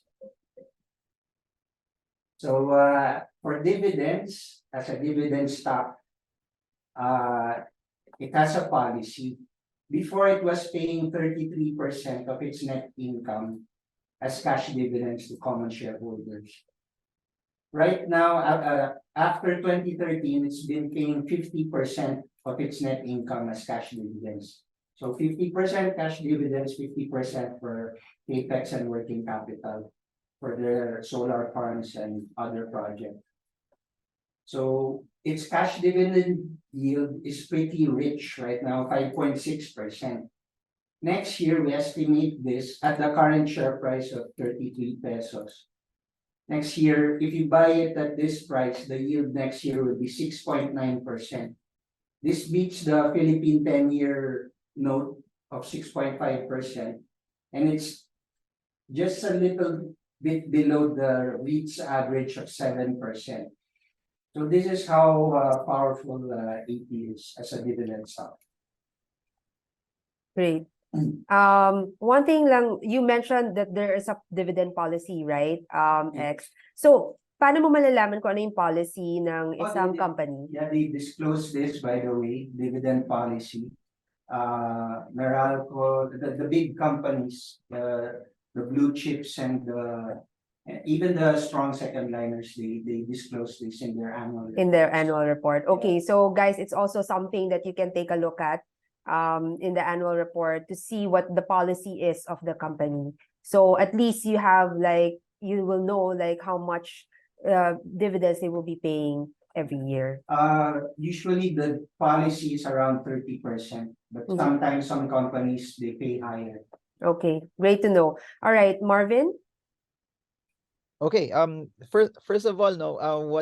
What John and X mentioned, they're really all good companies. I myself am even for AP, for Meralco and AREIT, they're really solid companies as well. So this one naman for me, it's a combination of, if you'd like to get AREIT, Meralco, AP, it's a good complementary piece also into them. But I want to get into some questions that I normally ask myself also when I sort of nitpick and look at stocks or REITs that I want to talk about. So as you can see already here, it's C-REIT. But one of the questions that I normally ask, especially for REITs, is that number one is, what is the long-term outlook of that particular sector? Who are the tenants? How long are they staying? Because as you all know, when you invest in REITs, you're earning off rental income, and it's very important that it's somehow predictable how long they will stay and how good is the occupancy rate also of that particular property. And then I think also the quality of the tenants, and this is not connected to C-REIT, but for companies that, for example, offices sila, look at kung sino yung nagre-rent doon, how stable they are, how big they are as well. Then I also look at how good, stable, and predictable the earnings of the company is based on the other metrics I mentioned above. Then the dividend yield, which is pretty much very important for me. So sa akin lang, yung dividend yield na gusto ko is around 5%, which is pasok sa what they mentioned, around 4 to 7%. So if I get something above 5%, I'm satisfied with that. But again, the higher still the better. Now I want to start with the long-term outlook of this particular sector. I'm a very big fan of renewable energy, similar to AI, similar to other pieces of technology. We're not gonna go back from this anymore. Meaning by 2050 or 2001 or 2100, we're not gonna say, oh, let's go back to coal, or let's go back to other sources of energy that's harmful for the environment. Every government around the world is pushing towards this. So this is something that is in, like, from a macro perspective, everyone will be going into this as the years would progress. And I do believe also, as what X said earlier, that as the Philippines continues to develop, meaning there will be a larger demand for energy, and part and parcel of that also, the use and demand for renewable energy also will be bigger. Though I don't know which will be the companies that will put it up, it's nice to know kung sino yung nagsusupply and saan sila nagre-rent. And what's nice about renewable energy REITs is that I don't have to fuss about POGOs. I don't have to fuss about how BPOs will be because pretty much yung nagre-rent dun sa property is used for solar panels. Now, this is what's interesting. So for other REITs, you have office spaces. For C-REIT, it's pretty much land. And what I want to zero into people right now is that they have 5.96 million square meters, and it's distributed from Luzon to Mindanao. But what's interesting about that is, from the time they listed, they increased their gross leasable area from 1.65 million square meters up to 5.96 square meters. So in roughly 2 years, they've more than tripled already the space that they're actually that people can rent out for them, or institutions can rent out for them. Meaning also more space that could be rented out, a larger amount of revenue for REITs. It's 90% that goes direct to what dividends we could get as investors as well. Now, that being said, I placed here who are the tenants. As what I've mentioned, it's solar plants. And this is what's interesting. The average lease of the ones that the ones that are paying for C-REIT is 20.8 years. So meaning ilang elections na yung dadaan, nagbabayad pa rin sila ng rent. And I'm the type of person that I like the predictability of it. And here's a breakdown also of some of their tenants from Clark, which is 16.2 years, Armenia, which is 23.4 years, Toledo, 17.9, Silay, 17.4, Dalayap, 17.4, Bulacan, South Cotabato, Batangas, 24.6, Araya, 24.6. I just wanted to show you that as an investor, it allows you to sleep well at night, because whatever, if C-REIT's price would go down, you know that whoever's there is renting past decades pa. And as an investor, that allows me to sleep well at night. Who are the tenants? Here's a screen cap of the people they have contracts with. And if you look at it also, those are companies and brands that you pretty much know as well. Now let's go to rent escalation. I think this is something that I look at also for REITs. When I say rent escalation, gaano sila kalaki magtaas ng upa. And that's very important for us, kasi the higher they increase the rent, the higher they will also earn in turn as investors, the more we get a return off of that. So for the rent escalation, it's about 10 to 12% every 5 years. And let's look at the numbers. Their 2021 net income was 225.88 million. And then if you look at 2022, they got 1.25 billion. And if you look at those 2022 numbers per quarter, for the first quarter and second quarter of 2022, it was about 300 million. The reason why I broke down the quarters is to show you for the first quarter of 2023 and for the second quarter of 2023 also, their net income for those quarters already exceeded slightly what they got in 2022. And that always, every time you look at income for REIT, it always translates into dividends for us as well. Now, that being said, their dividends last year was 0.167 pesos. Their dividends this year, I'm making some assumptions kasi they've only given out three tranches this year. Assuming that they will also give 0.049 pesos for the year, it would come out at 0.18 or 0.189 pesos. Given a dividend, given the stock price of 2.59, it gives you a dividend yield of 7.29%. So for me, it's above my 5% threshold. It's relatively good. And what's interesting about that is it increased, their dividend yield also increased by 11%, at least for the second quarter of 2023.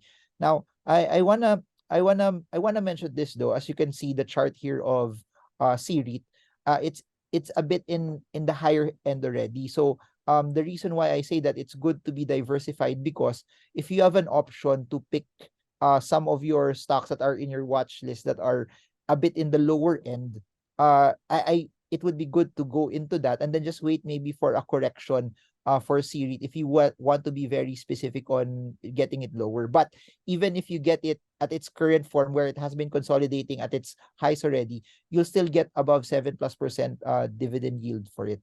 So there, I hope this was helpful. Yes, very compelling. All right, Franco? All right, so my stock pick is ICTSI. So let's start with the fundamentals. So the net income has grown largely since the economy reopened, and with the return on equity, it indicates that it has strong profitability and is generating impressive returns on shareholders' equity. Furthermore, the high ROE suggests that ICT does possess a competitive advantage and economic moat, allowing it to maintain its market position and profitability over time. And so the economic moat or competitive advantage for ICT are, on the next slide, please. Sorry. Is one, it's the world's largest independent terminal operator and stevedore across 6 continents, which means that it operates without ownership or control ties to shipping lines or other maritime stakeholders, which allows ICT to provide impartial port services to a wide range of clients. The second one is that its partnership agreements cover a long-term concession of an average of 25 years, which allows ICTSI to maximize the value potential of their port operations and provides a stable and predictable source of revenue. Lastly, their current 34 terminals across 20 countries creates a network effect, which is manifested in its ability to attract shipping lines and clients to its terminal based on its extensive global network and established presence in different regions. It has a defensive and diversified origin and destination portfolio with exposure to high growth emerging markets like the countries in Asia Pacific. Next, their growth drivers based on more recent developments include the development and operation of South Africa's Durban Container Terminal Pier 2, which handles 72% of the entire port's annual throughput, or 46% of all of South Africa's container traffic. And the second one is that the recent loan from Metrobank will be used to finance expansion of their global port operations. Now, with regards to dividends, so dividends can come from a combination of retained earnings and free cash flow. And based on their recent annual report, their free cash flow has been steadily increasing from $12 million to $885 million last year, indicating the completion of their capital investment cycle, which now provides assurance and protective cushion for dividend distribution and growth. So they can definitely maintain their current level of dividends. Next slide, please. So their trailing 12-month dividend is 4.8%, which is within that sweet spot of 4 to 7% that Sir John discussed earlier. And ICTSI has consistently given this dividend since 2005. And from their dividend policy, the board declares dividends based on the unrestricted retained earnings and cash available. And historically, as mentioned earlier, ICT's board would always maintain the previous year dividend when their net income was lower, which shows you that they're committed to providing reliable stream of dividend income for their shareholders. And they also have a relatively healthy payout ratio of 58%. And as for their dividend, average annual dividend growth, in the last 5 years, it was nearly 20%. Next slide, please. So now you're wondering, with these fundamentals, where should I buy ICT, or what price should I buy it for? Well, using the Gordon growth model, I arrived at a maximum stock price of 168.24 pesos, which, if you look at ICT's chart in the next slide, you'll notice that it is within a key support area. If you can see that on the purple horizontal price line. And interestingly enough, the 10-year average return of ICT is 14.58%, which is close to the total return estimated of 14.18%. So I'm hoping that ICTSI does retest the area below 168. All right. Okay. So just a summary, right? So John's picks were Meralco, A-REIT, Marvin's pick was C-REIT, X's pick was AP, Aboitiz Power, and Franco's pick was ICTSI. So all great companies. So now we go to the Q&A portion, sorry. So we're gonna take a look at all of the questions, and please answer really fast and concisely. But please, guys, I think we learned a lot from Q&A. So for those who are still with us, and a lot are actually still with us, which is great, please stay on for the Q&A. So the first question is regarding preferred shares. What are the technicals that you usually look for? Marvin, X? Yeah, you should apply the safety measures that we presented earlier on companies with preferred share offerings. Basically, you just want to see their sustainability, that they're gonna pay this yield to you annually, and it's your responsibility to check whether they are going to last and use that fund to grow its income. Marvin? And I think, yeah, to piggyback on that also, it's also the same way you would look at a company fundamentally. For example, Ayala Corp and then Ayala Corp Preferred. It's still the same company, so it somehow narrows down already your filter for it. Because if for example there's a company that you don't like fundamentally and they have a common share, then it doesn't also make sense for you entering the preferred share that they have, because you don't like it doesn't pass the markers that you would want for it. So I would treat it the same way as I would look at companies that I would invest in. But to add to it also, the yield that I would get for it should be something that is something that I like as well. The difference between preferred shares and common shares is it's not as liquid. Number two, also when you go the preferred share route also, if you hold it up until they call it back, or up until it matures, you don't get any capital appreciation. You only get the dividends that you would give out as well. So I think that's one thing to consider. Maybe you could ask yourself that, based on the numbers and based on their business model and based where they are at right now, by the time the preferred share would mature, can they actually return it back to you? If the answer is yes, then that's a candidate for you to add to your watch list or buy as well. Great. Thanks, Marvin. Thanks, X. Second question, is it the same with PLDT? The stock is down. Oh, regarding Meralco? Pref share. What is the question? Uh, Regarding Meralco, is it the same with PLDT? Stock is down. uh, I'm not sure what the question is. Okay, maybe we go to the next question. Are OFWs exempted from withholding tax from dividend income from REITs as per the REIT law? Yes. Correct. Next question, strategy for reinvesting in your charts. So Annual as dividends are received, time entry or cost average? So in the charts I presented earlier, the investment approach I applied to is that with the dividends, I would reinvest those dividends each time they were paid, depending on the frequency of those dividends. So if a company paid it quarterly, every quarter I would reinvest those dividends at the time they were paid. But with the accounting for the board lot, which doesn't allow you to buy fractional shares or one share at a time, the excess payout that you would have left after reinvesting the dividends based on the board lot would simply be added to the next payment date. So you wouldn't be wasting any of the excess dividend payouts, and you would reinvest those in the next period. Yes. Okay, so you reinvest as the dividends are received. Yes. So long as you can buy like one lot size, Yes. right? Okay. If not, then wait for the next dividend and then reinvest that amount. Okay, thank you for this very informative learning lesson. Can I have a recording links after this live session? This is to review those that I have missed out. Thank you.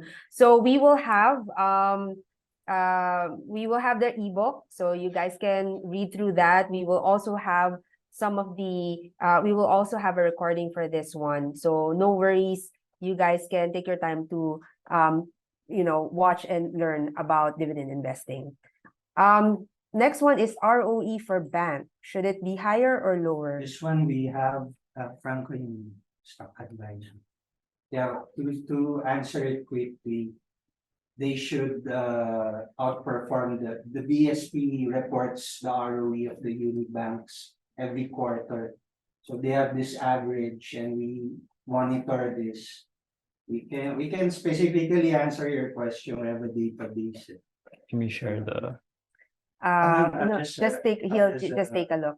Yeah, just tell them that ROE and you can sort it.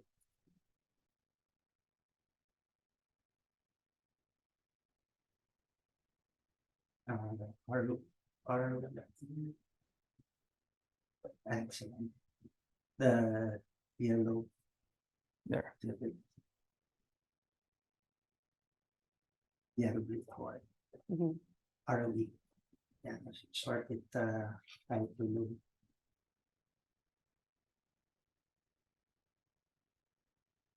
Oh, for the banks, sorry. For the bank. Okay. So while we're sorting through that, they're looking at their numbers. We'll go to the next question. For dividend investing, how many picks would you recommend to an investor? Frequency of review, quarterly, yearly. Marvin, John? So I think it would depend also on how much capital you would have. Siguro as a rule of thumb, the larger the capital that you're putting in, the more stocks you could actually put into your portfolio. But for example, you have 10,000 pesos, don't distribute that and buy like four stocks.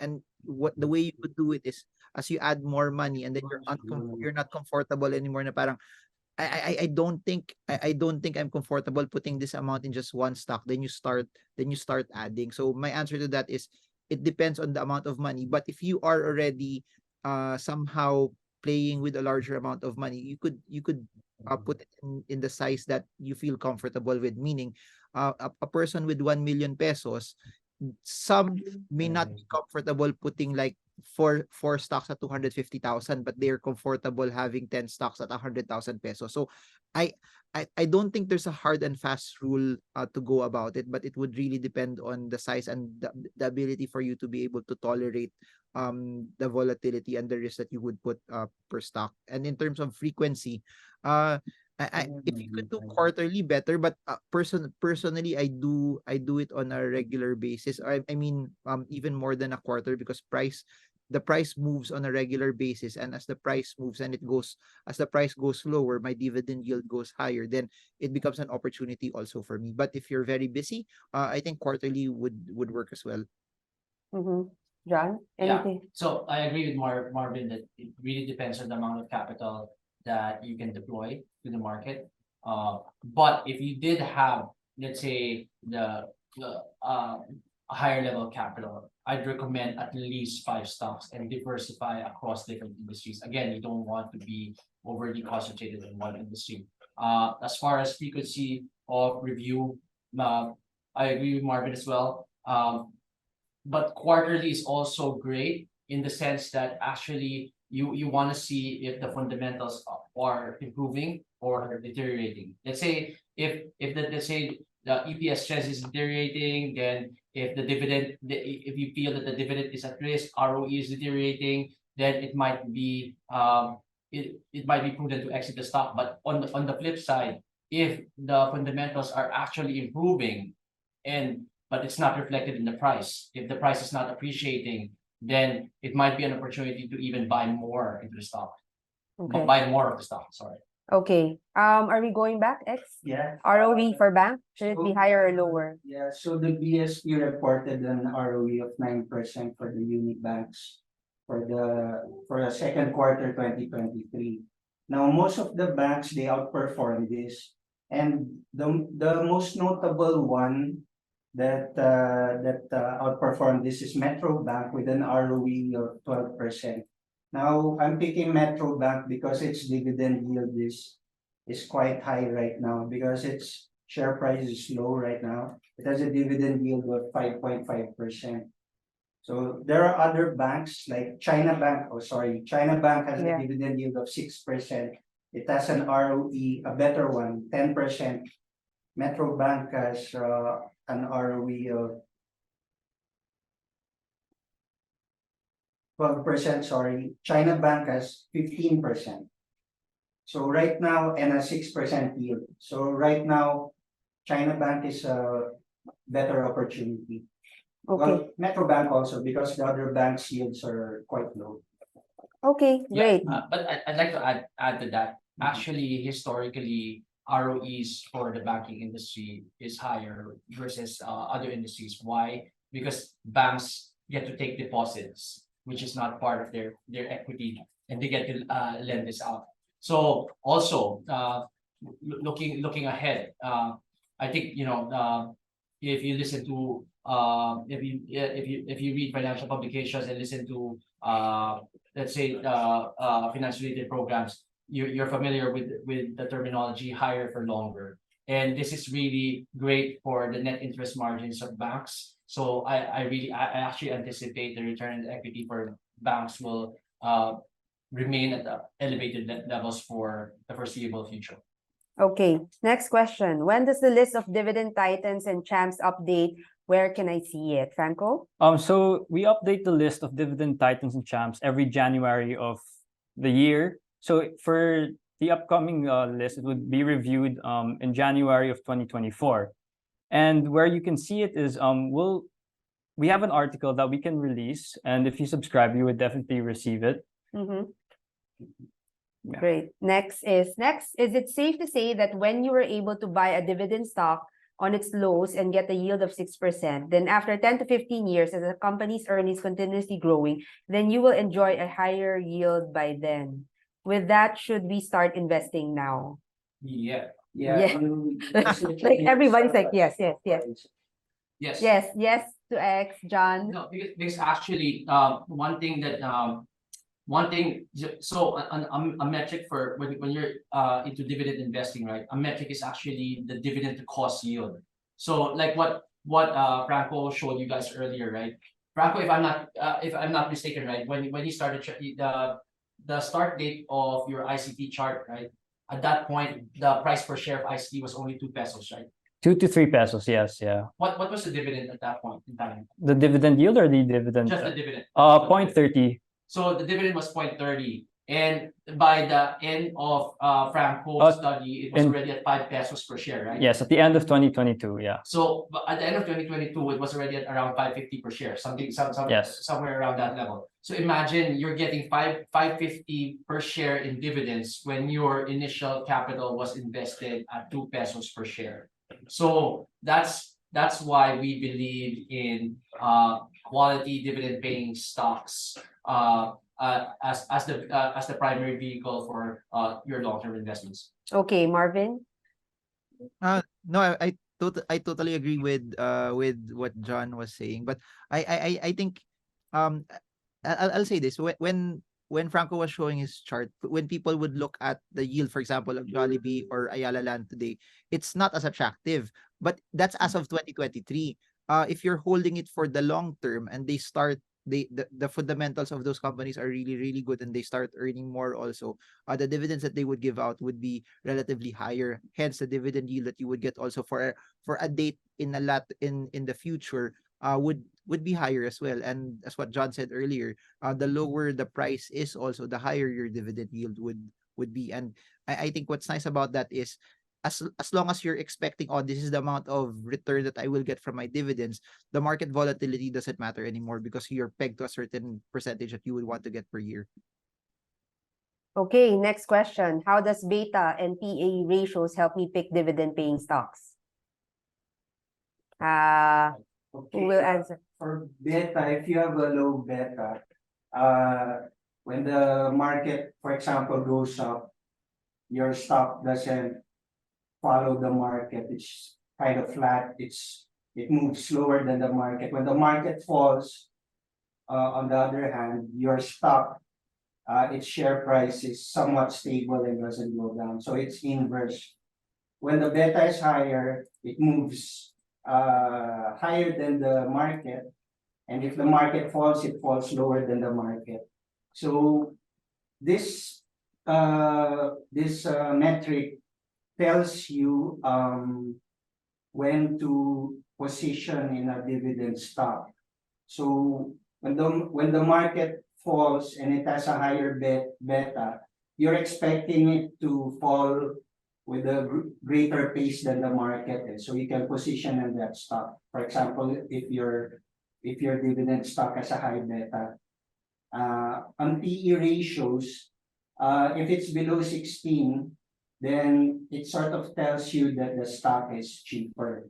So if your dividend stock has a PE of less than 16 times, then you can position in that stock and you can expect stronger yields when the market goes up because you're positioned at, for example, 12 times PE.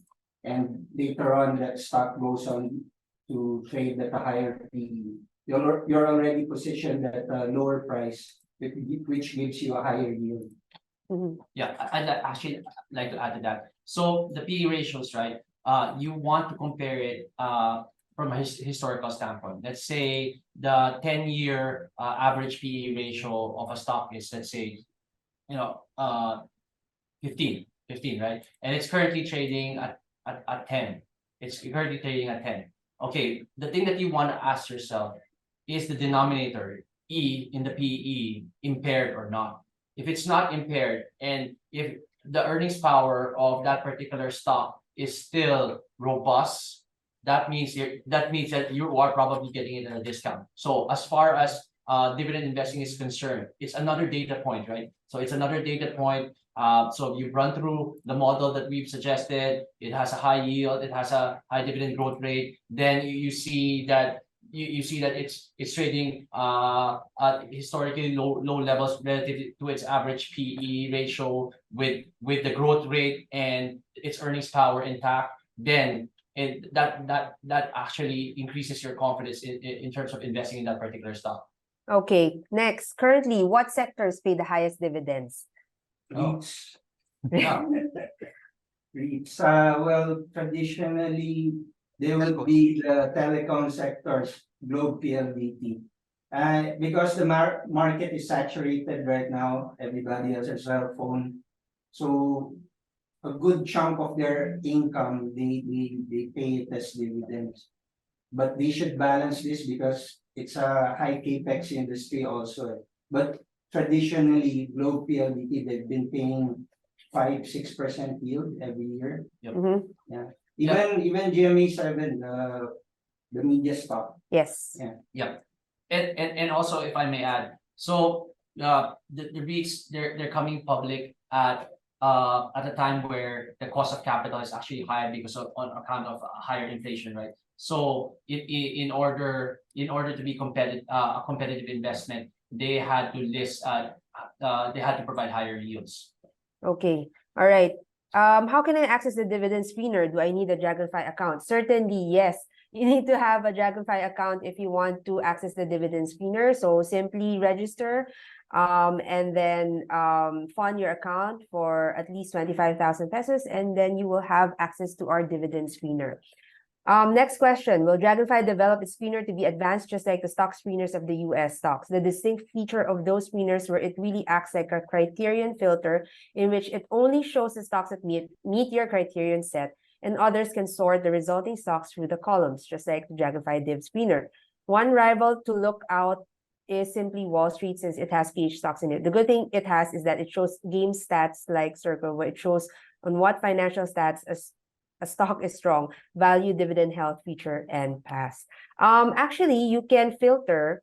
There's a button there where you can filter the stocks based on their criteria. So you can filter based on the dividend yield, TTM, and also like what are the upcoming dividends. You can put in the date ranges there as well. So you should be able to filter it. But definitely, we understand what you mean about the like how advanced the stock screeners are in the US. So that's also something that we are looking to improve in the future. Next, is there time sell is a must that are dividend paying securities to cut possible loss? Yes. So this goes to portfolio management. Whenever you have a portfolio dividend paying stock, like Marvin and I were expounding on earlier, you have to review it, periodically review it. You have to see if the dividend safety aspect is impaired.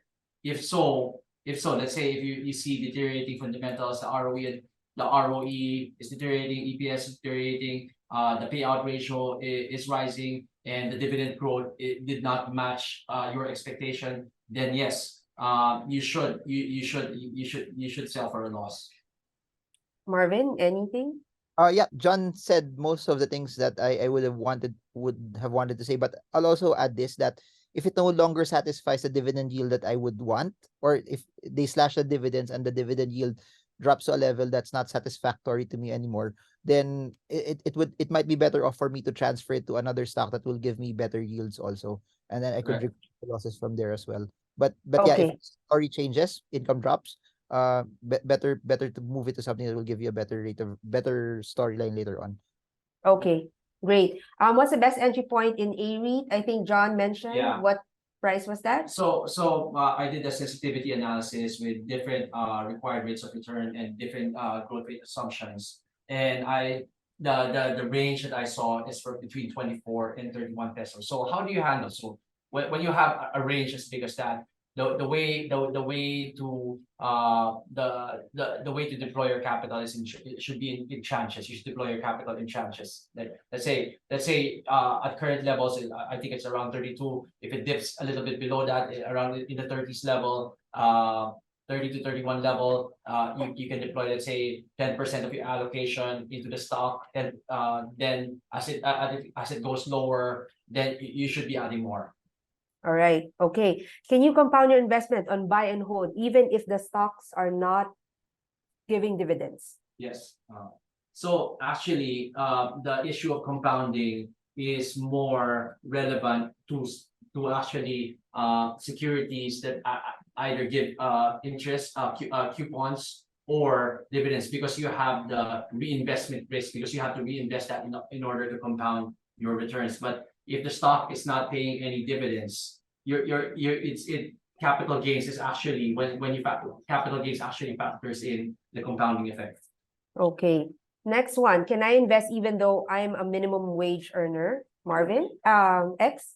Yes, you can invest as low as, I think, 5,000 pesos.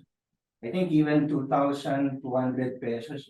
Depends on the The price and the lot size. lot size. Yes. Yeah, Yes. lot size, yes. Yes, you can. Yep. Actually, I was discussing with PSE management just a few weeks ago, and they told me that they were rationalizing the number of lot sizes, and eventually people will be able to invest as low as 500 pesos for every stock and not have to pay the 20 peso commission minimum. All right. Next question. Building REIT or renewable energy REIT? I think Marvin can take this. Yes. It's nice to have both because they sort of complement each other also. If you would have to, then maybe have A REIT and C REIT as part of your portfolio as well. Yeah. So, but if you'll pick one and you like something that's entry, if you would like to pick one, you could go with A REIT first as for the very reason that iba yung feeling pag nakikita mo, ito yung building na yun, nadadaanan mo, you'd know more about it. It requires less research if it's something that you see on a day-to-day basis as well. Also, there's no such thing as a free lunch. There's always a trade-off. So let's say, for example, let's say a commercial property REIT, right? So commercial property REIT, like I love what Marvin was expounding on earlier, wherein C REIT, their average lease contract is like, Marvin, is like 15 to 20 years, right? 20 years.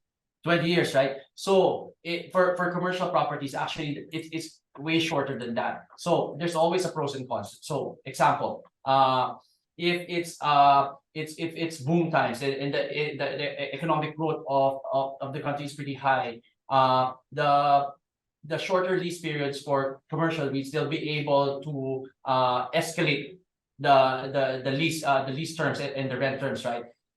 Versus something that with a longer lease duration.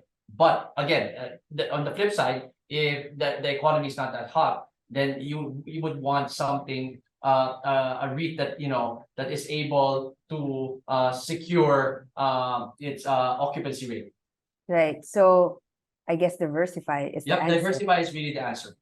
Okay. Next question. What's your reaction to the extension of the MPI tender offer for minority shareholders? Guys. Yeah. I think they got the number that they needed already to delist also. So whatever would transpire from that, the actions would the delisting would still happen. Yep. Yeah. All right. Next, are there specific industries or sectors that tend to offer better dividend opportunities than others? Yes, actually. So like what X pointed out earlier, it used to be telecoms, right? X, Yeah, before you mentioned. Up to now, yeah, it still pays a higher dividend yield. Yes. Okay. Globally, historically, banks actually highest dividend yield and dividend growth. Followed by then you have REITs, utilities usually normally globally, not in the Philippine scenario. Utilities usually lower because the government has a cap on the amount that they can charge to consumers for for example, for water, for electricity. So it actually pressures their ROE, which then pressures their capacity to pay dividends. All right. Can I add to that? Instead of looking at just the sector itself, why not just nitpick per sector the top ones? Because it doesn't make sense if this sector has all good dividends and then you buy everything in that sector because it's very, very good. Then first, you're not diversified. Then second, you don't get to buy the top stocks because you're buying everything in that sector. So sa akin, better spread across different sectors and just get the top one or two in that particular sector. Yep, 100% agree. You really have to diversify. When we were looking around, talaga, we were looking at banks, we were looking at utilities, and the things that I mentioned, like for example, when I say globally, the situation might be different in the Philippines, right? It might not. Sometimes it's endemic to the Philippines. Sometimes it's you can't overgeneralize. For example, utilities, like what X was saying. Like, I love the energy sector. Why? Because the Philippines needs energy in a bad way. We have a 8,000 megawatt gap requirement between now and 2028, and so we really need energy in a bad way. Okay, next question. Is it better to invest in dividends instead of mutual funds? I think it's better because there are opportunities you can position at low prices. Remember, dividend yield is your dividend over price. And another thing, whenever the market is down, dividend investors are happy because they can buy their dividend stocks at lower prices. They get higher yields, unlike other investors like traders. They're sad whenever the market is down. But if you invest in mutual funds, you're kind of fixed there. You're sort of like in the territory of bonds and pref shares. If you buy dividend stocks, you have the room to improve your yield by locking in at lower prices. So I think for me, dividend stocks are better. So parang again, as with all things, it's different for different individuals. Like it depends really on your, let's say, the ability for you to devote the time and effort to managing your own portfolio and things of that nature. Syempre, if you don't have the time, sometimes it's better to outsource it to a UITF or a mutual fund company. But X is absolutely correct. So there's one advantage. Retail investors actually have an advantage over, let's say, fund managers, hedge fund managers, and institutional investors and the like. Why? Because of what we call diseconomies of scale. So you often hear economies of scale, but there's also diseconomies of scale. The more capital that you manage, the harder it is to generate excess return. So you essentially become more and more illiquid the more capital that you manage. That's why actually in this sense retail investors have the edge. Yeah. I also want to point out something, right? So you can invest in mutual funds for, I guess, as low as 1,000 pesos, and then you're fully diversified into a lot of different stocks, I think. But then for the dividend stocks, parang you have to devote your time and effort, like what John was saying, what everybody is saying, in order to do some research first to figure out what dividend paying stocks you should invest in. So it requires some time, but then it will pay off as well. And then also remember yung cost, right? So dividend paying stocks, when you buy dividends, the commission is 25 basis points plus other small fees. In mutual funds, what's the expense ratio usually? No, I think you have to pay like the 1%. 1 to 1.5%. 1 to 1.5% per annum. Yeah. And for when you buy stocks, you pay 25 basis points or 0.25% when you buy. But you don't have to pay it annually, right? Because there's nobody managing it for you except for yourself. So may pros and cons too. Marvin.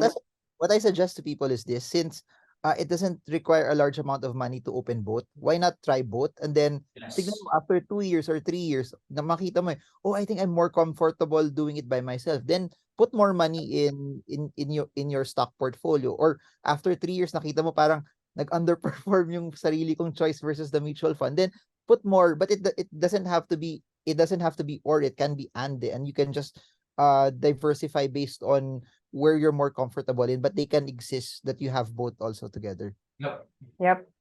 Great answer. Next question is I have been investing in mutual fund 1.5 per month for the last 5 years, which accumulated to around 90K. However, I haven't seen it positive since before. In this case, would it have been better to invest in dividends? Yeah. So the reason So different markets demand a different approach. Let's say, so I invest in both US and the Philippines, and in the US markets, my main priority is actually capital gains. MS is mutual funds, John. Yes, so I'm getting that. So Okay. so for example, why? So in the US market, really momentum rules, right? So in the Philippine market, since we are price appreciation insecure, as you correctly pointed out, let's say the Philippines has underperformed over the past 10 years in terms of price appreciation. I really believe in the dividend investment strategy because there's always mean reversion. What do I mean by that? So one way or another, investors are always competing for yield. And one way or another, let's say they don't appreciate the Philippine economic narrative at this point in time. But if Philippine corporations continue to outperform from a fundamental standpoint, if the dividend yields and dividend growth prove to be attractive, one way or another, there's always mean reversion, and you will see that the markets that underperform will have a catch up. Okay. Any other Can I add to that? market? So the market, so context also, if it was 5 years ago, it was 2018, it was like the top of the market for the PSE. So two routes to go about it. If you go the dividend route, you get compensated while waiting. If you go mutual fund route, it's capital appreciation. The market will turn bullish. We just don't know when. But the goal for you is to accumulate, and then your payoff will be when the market turns later on. So it could either be you buy now and then you wait for it to turn, or you buy now using dividends and then you get compensated by waiting. But both I do believe will work depending on what style works for you as well. Okay. Next question, how will you send the ebook via email? Yes, we will send the ebook via email for everybody who participated in this webinar. Next, thank you for the insight and opinions. It helps a lot for me as an aspiring stock investor. More power, guys. Thank you so much. Thank you. Next is thoughts on SGP. So for regards to SGP, based on our the data we've gathered in the last trailing 12 months, and based on what was discussed in this webinar, the ROE for SGP is 16%, and the debt to equity is 122 times, and the its dividend yield is 11%, and the dividend payout is 42%. With that being said, I do think that SGP is worth taking a look into, and you would have to do a little more research on the net income, the revenue, especially on the revenue growth, since the dividend yield is pretty high at 11%. So it's definitely worth looking into. Yes. Next question. With 100,000 capital, how would it be diversified? How many stocks should I put in, considering that the risk appetite is aggressive and capital appreciation is the main concern? Anybody want to take it? We actually have metrics for this. We have a database to churn this out.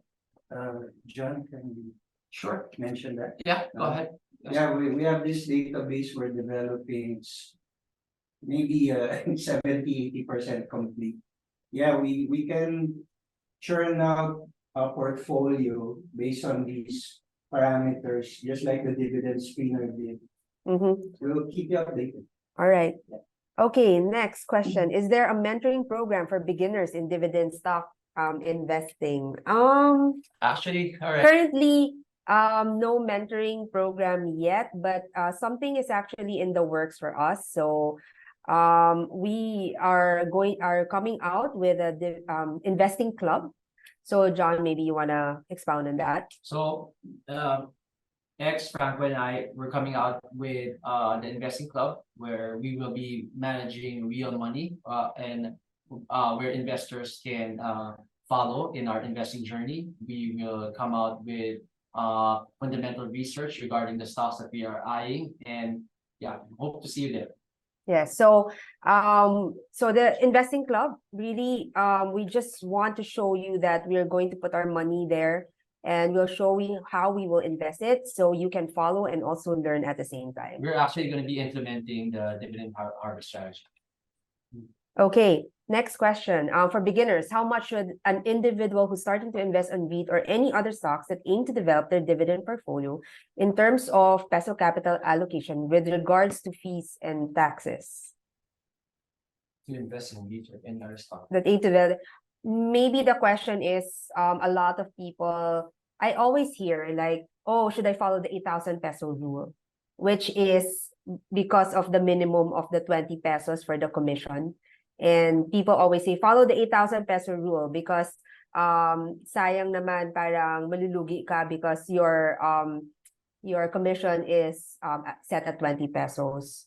So actually, that's one thing that I was asking John. If I wanted to invest and every month, baka naman I can only put in 5,000 per month, what will I do? So do I have to wait until I hit that 8,000? And do I have to follow 8,000 peso rule when investing in dividend stocks? Yeah. So I just did the quick math, right? So let's follow the principle of comparing versus an alternative foreign investment. Let's say you're talking about mutual funds, UITFs, which normally, as we mentioned, they charge as high as I think 1.70, 1.80%, 1.8%, I'm sorry, per annum. So if you were to use 2,000 pesos and the minimum commission currently is 20 pesos, that amounts to 1%. So given that your alternative forms of investments are actually charging higher, I think as little as 2,000 pesos for me, unless guys, do you guys have any opinion regarding this? But based on the quick math, that's what I think. I wanna say this based on the computation of 2,000. So if it's 2,000, it's 1%, right? So if it's 5,000, it's less than 0.5%. So Right. you can look at it this way.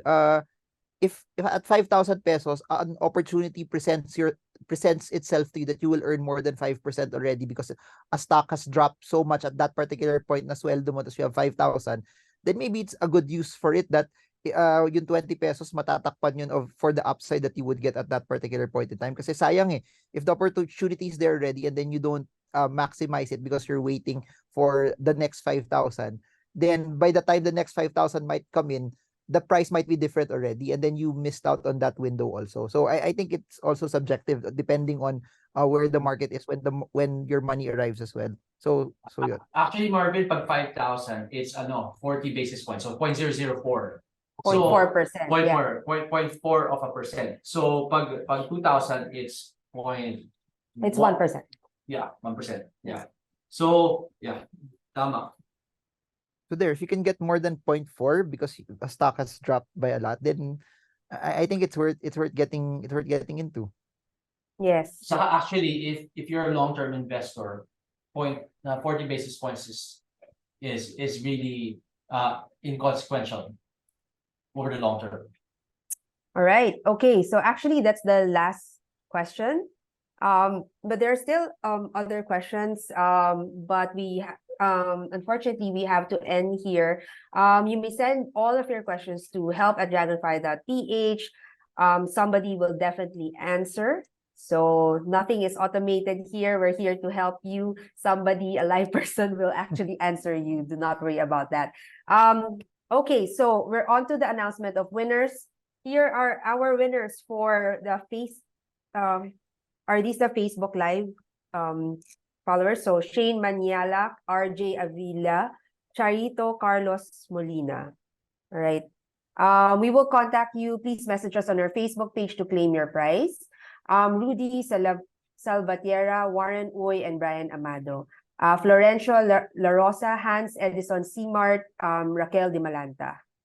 Okay, before we go, we would like you to be the first ones to know about our referral rewards. So get up to 1,500 pesos in cash rewards for every referral that you make. So the referrer gets 1,500 and the referee also gets 1,500. So you and your friend can get 1,500 each. So promo starts on September 15, 2023.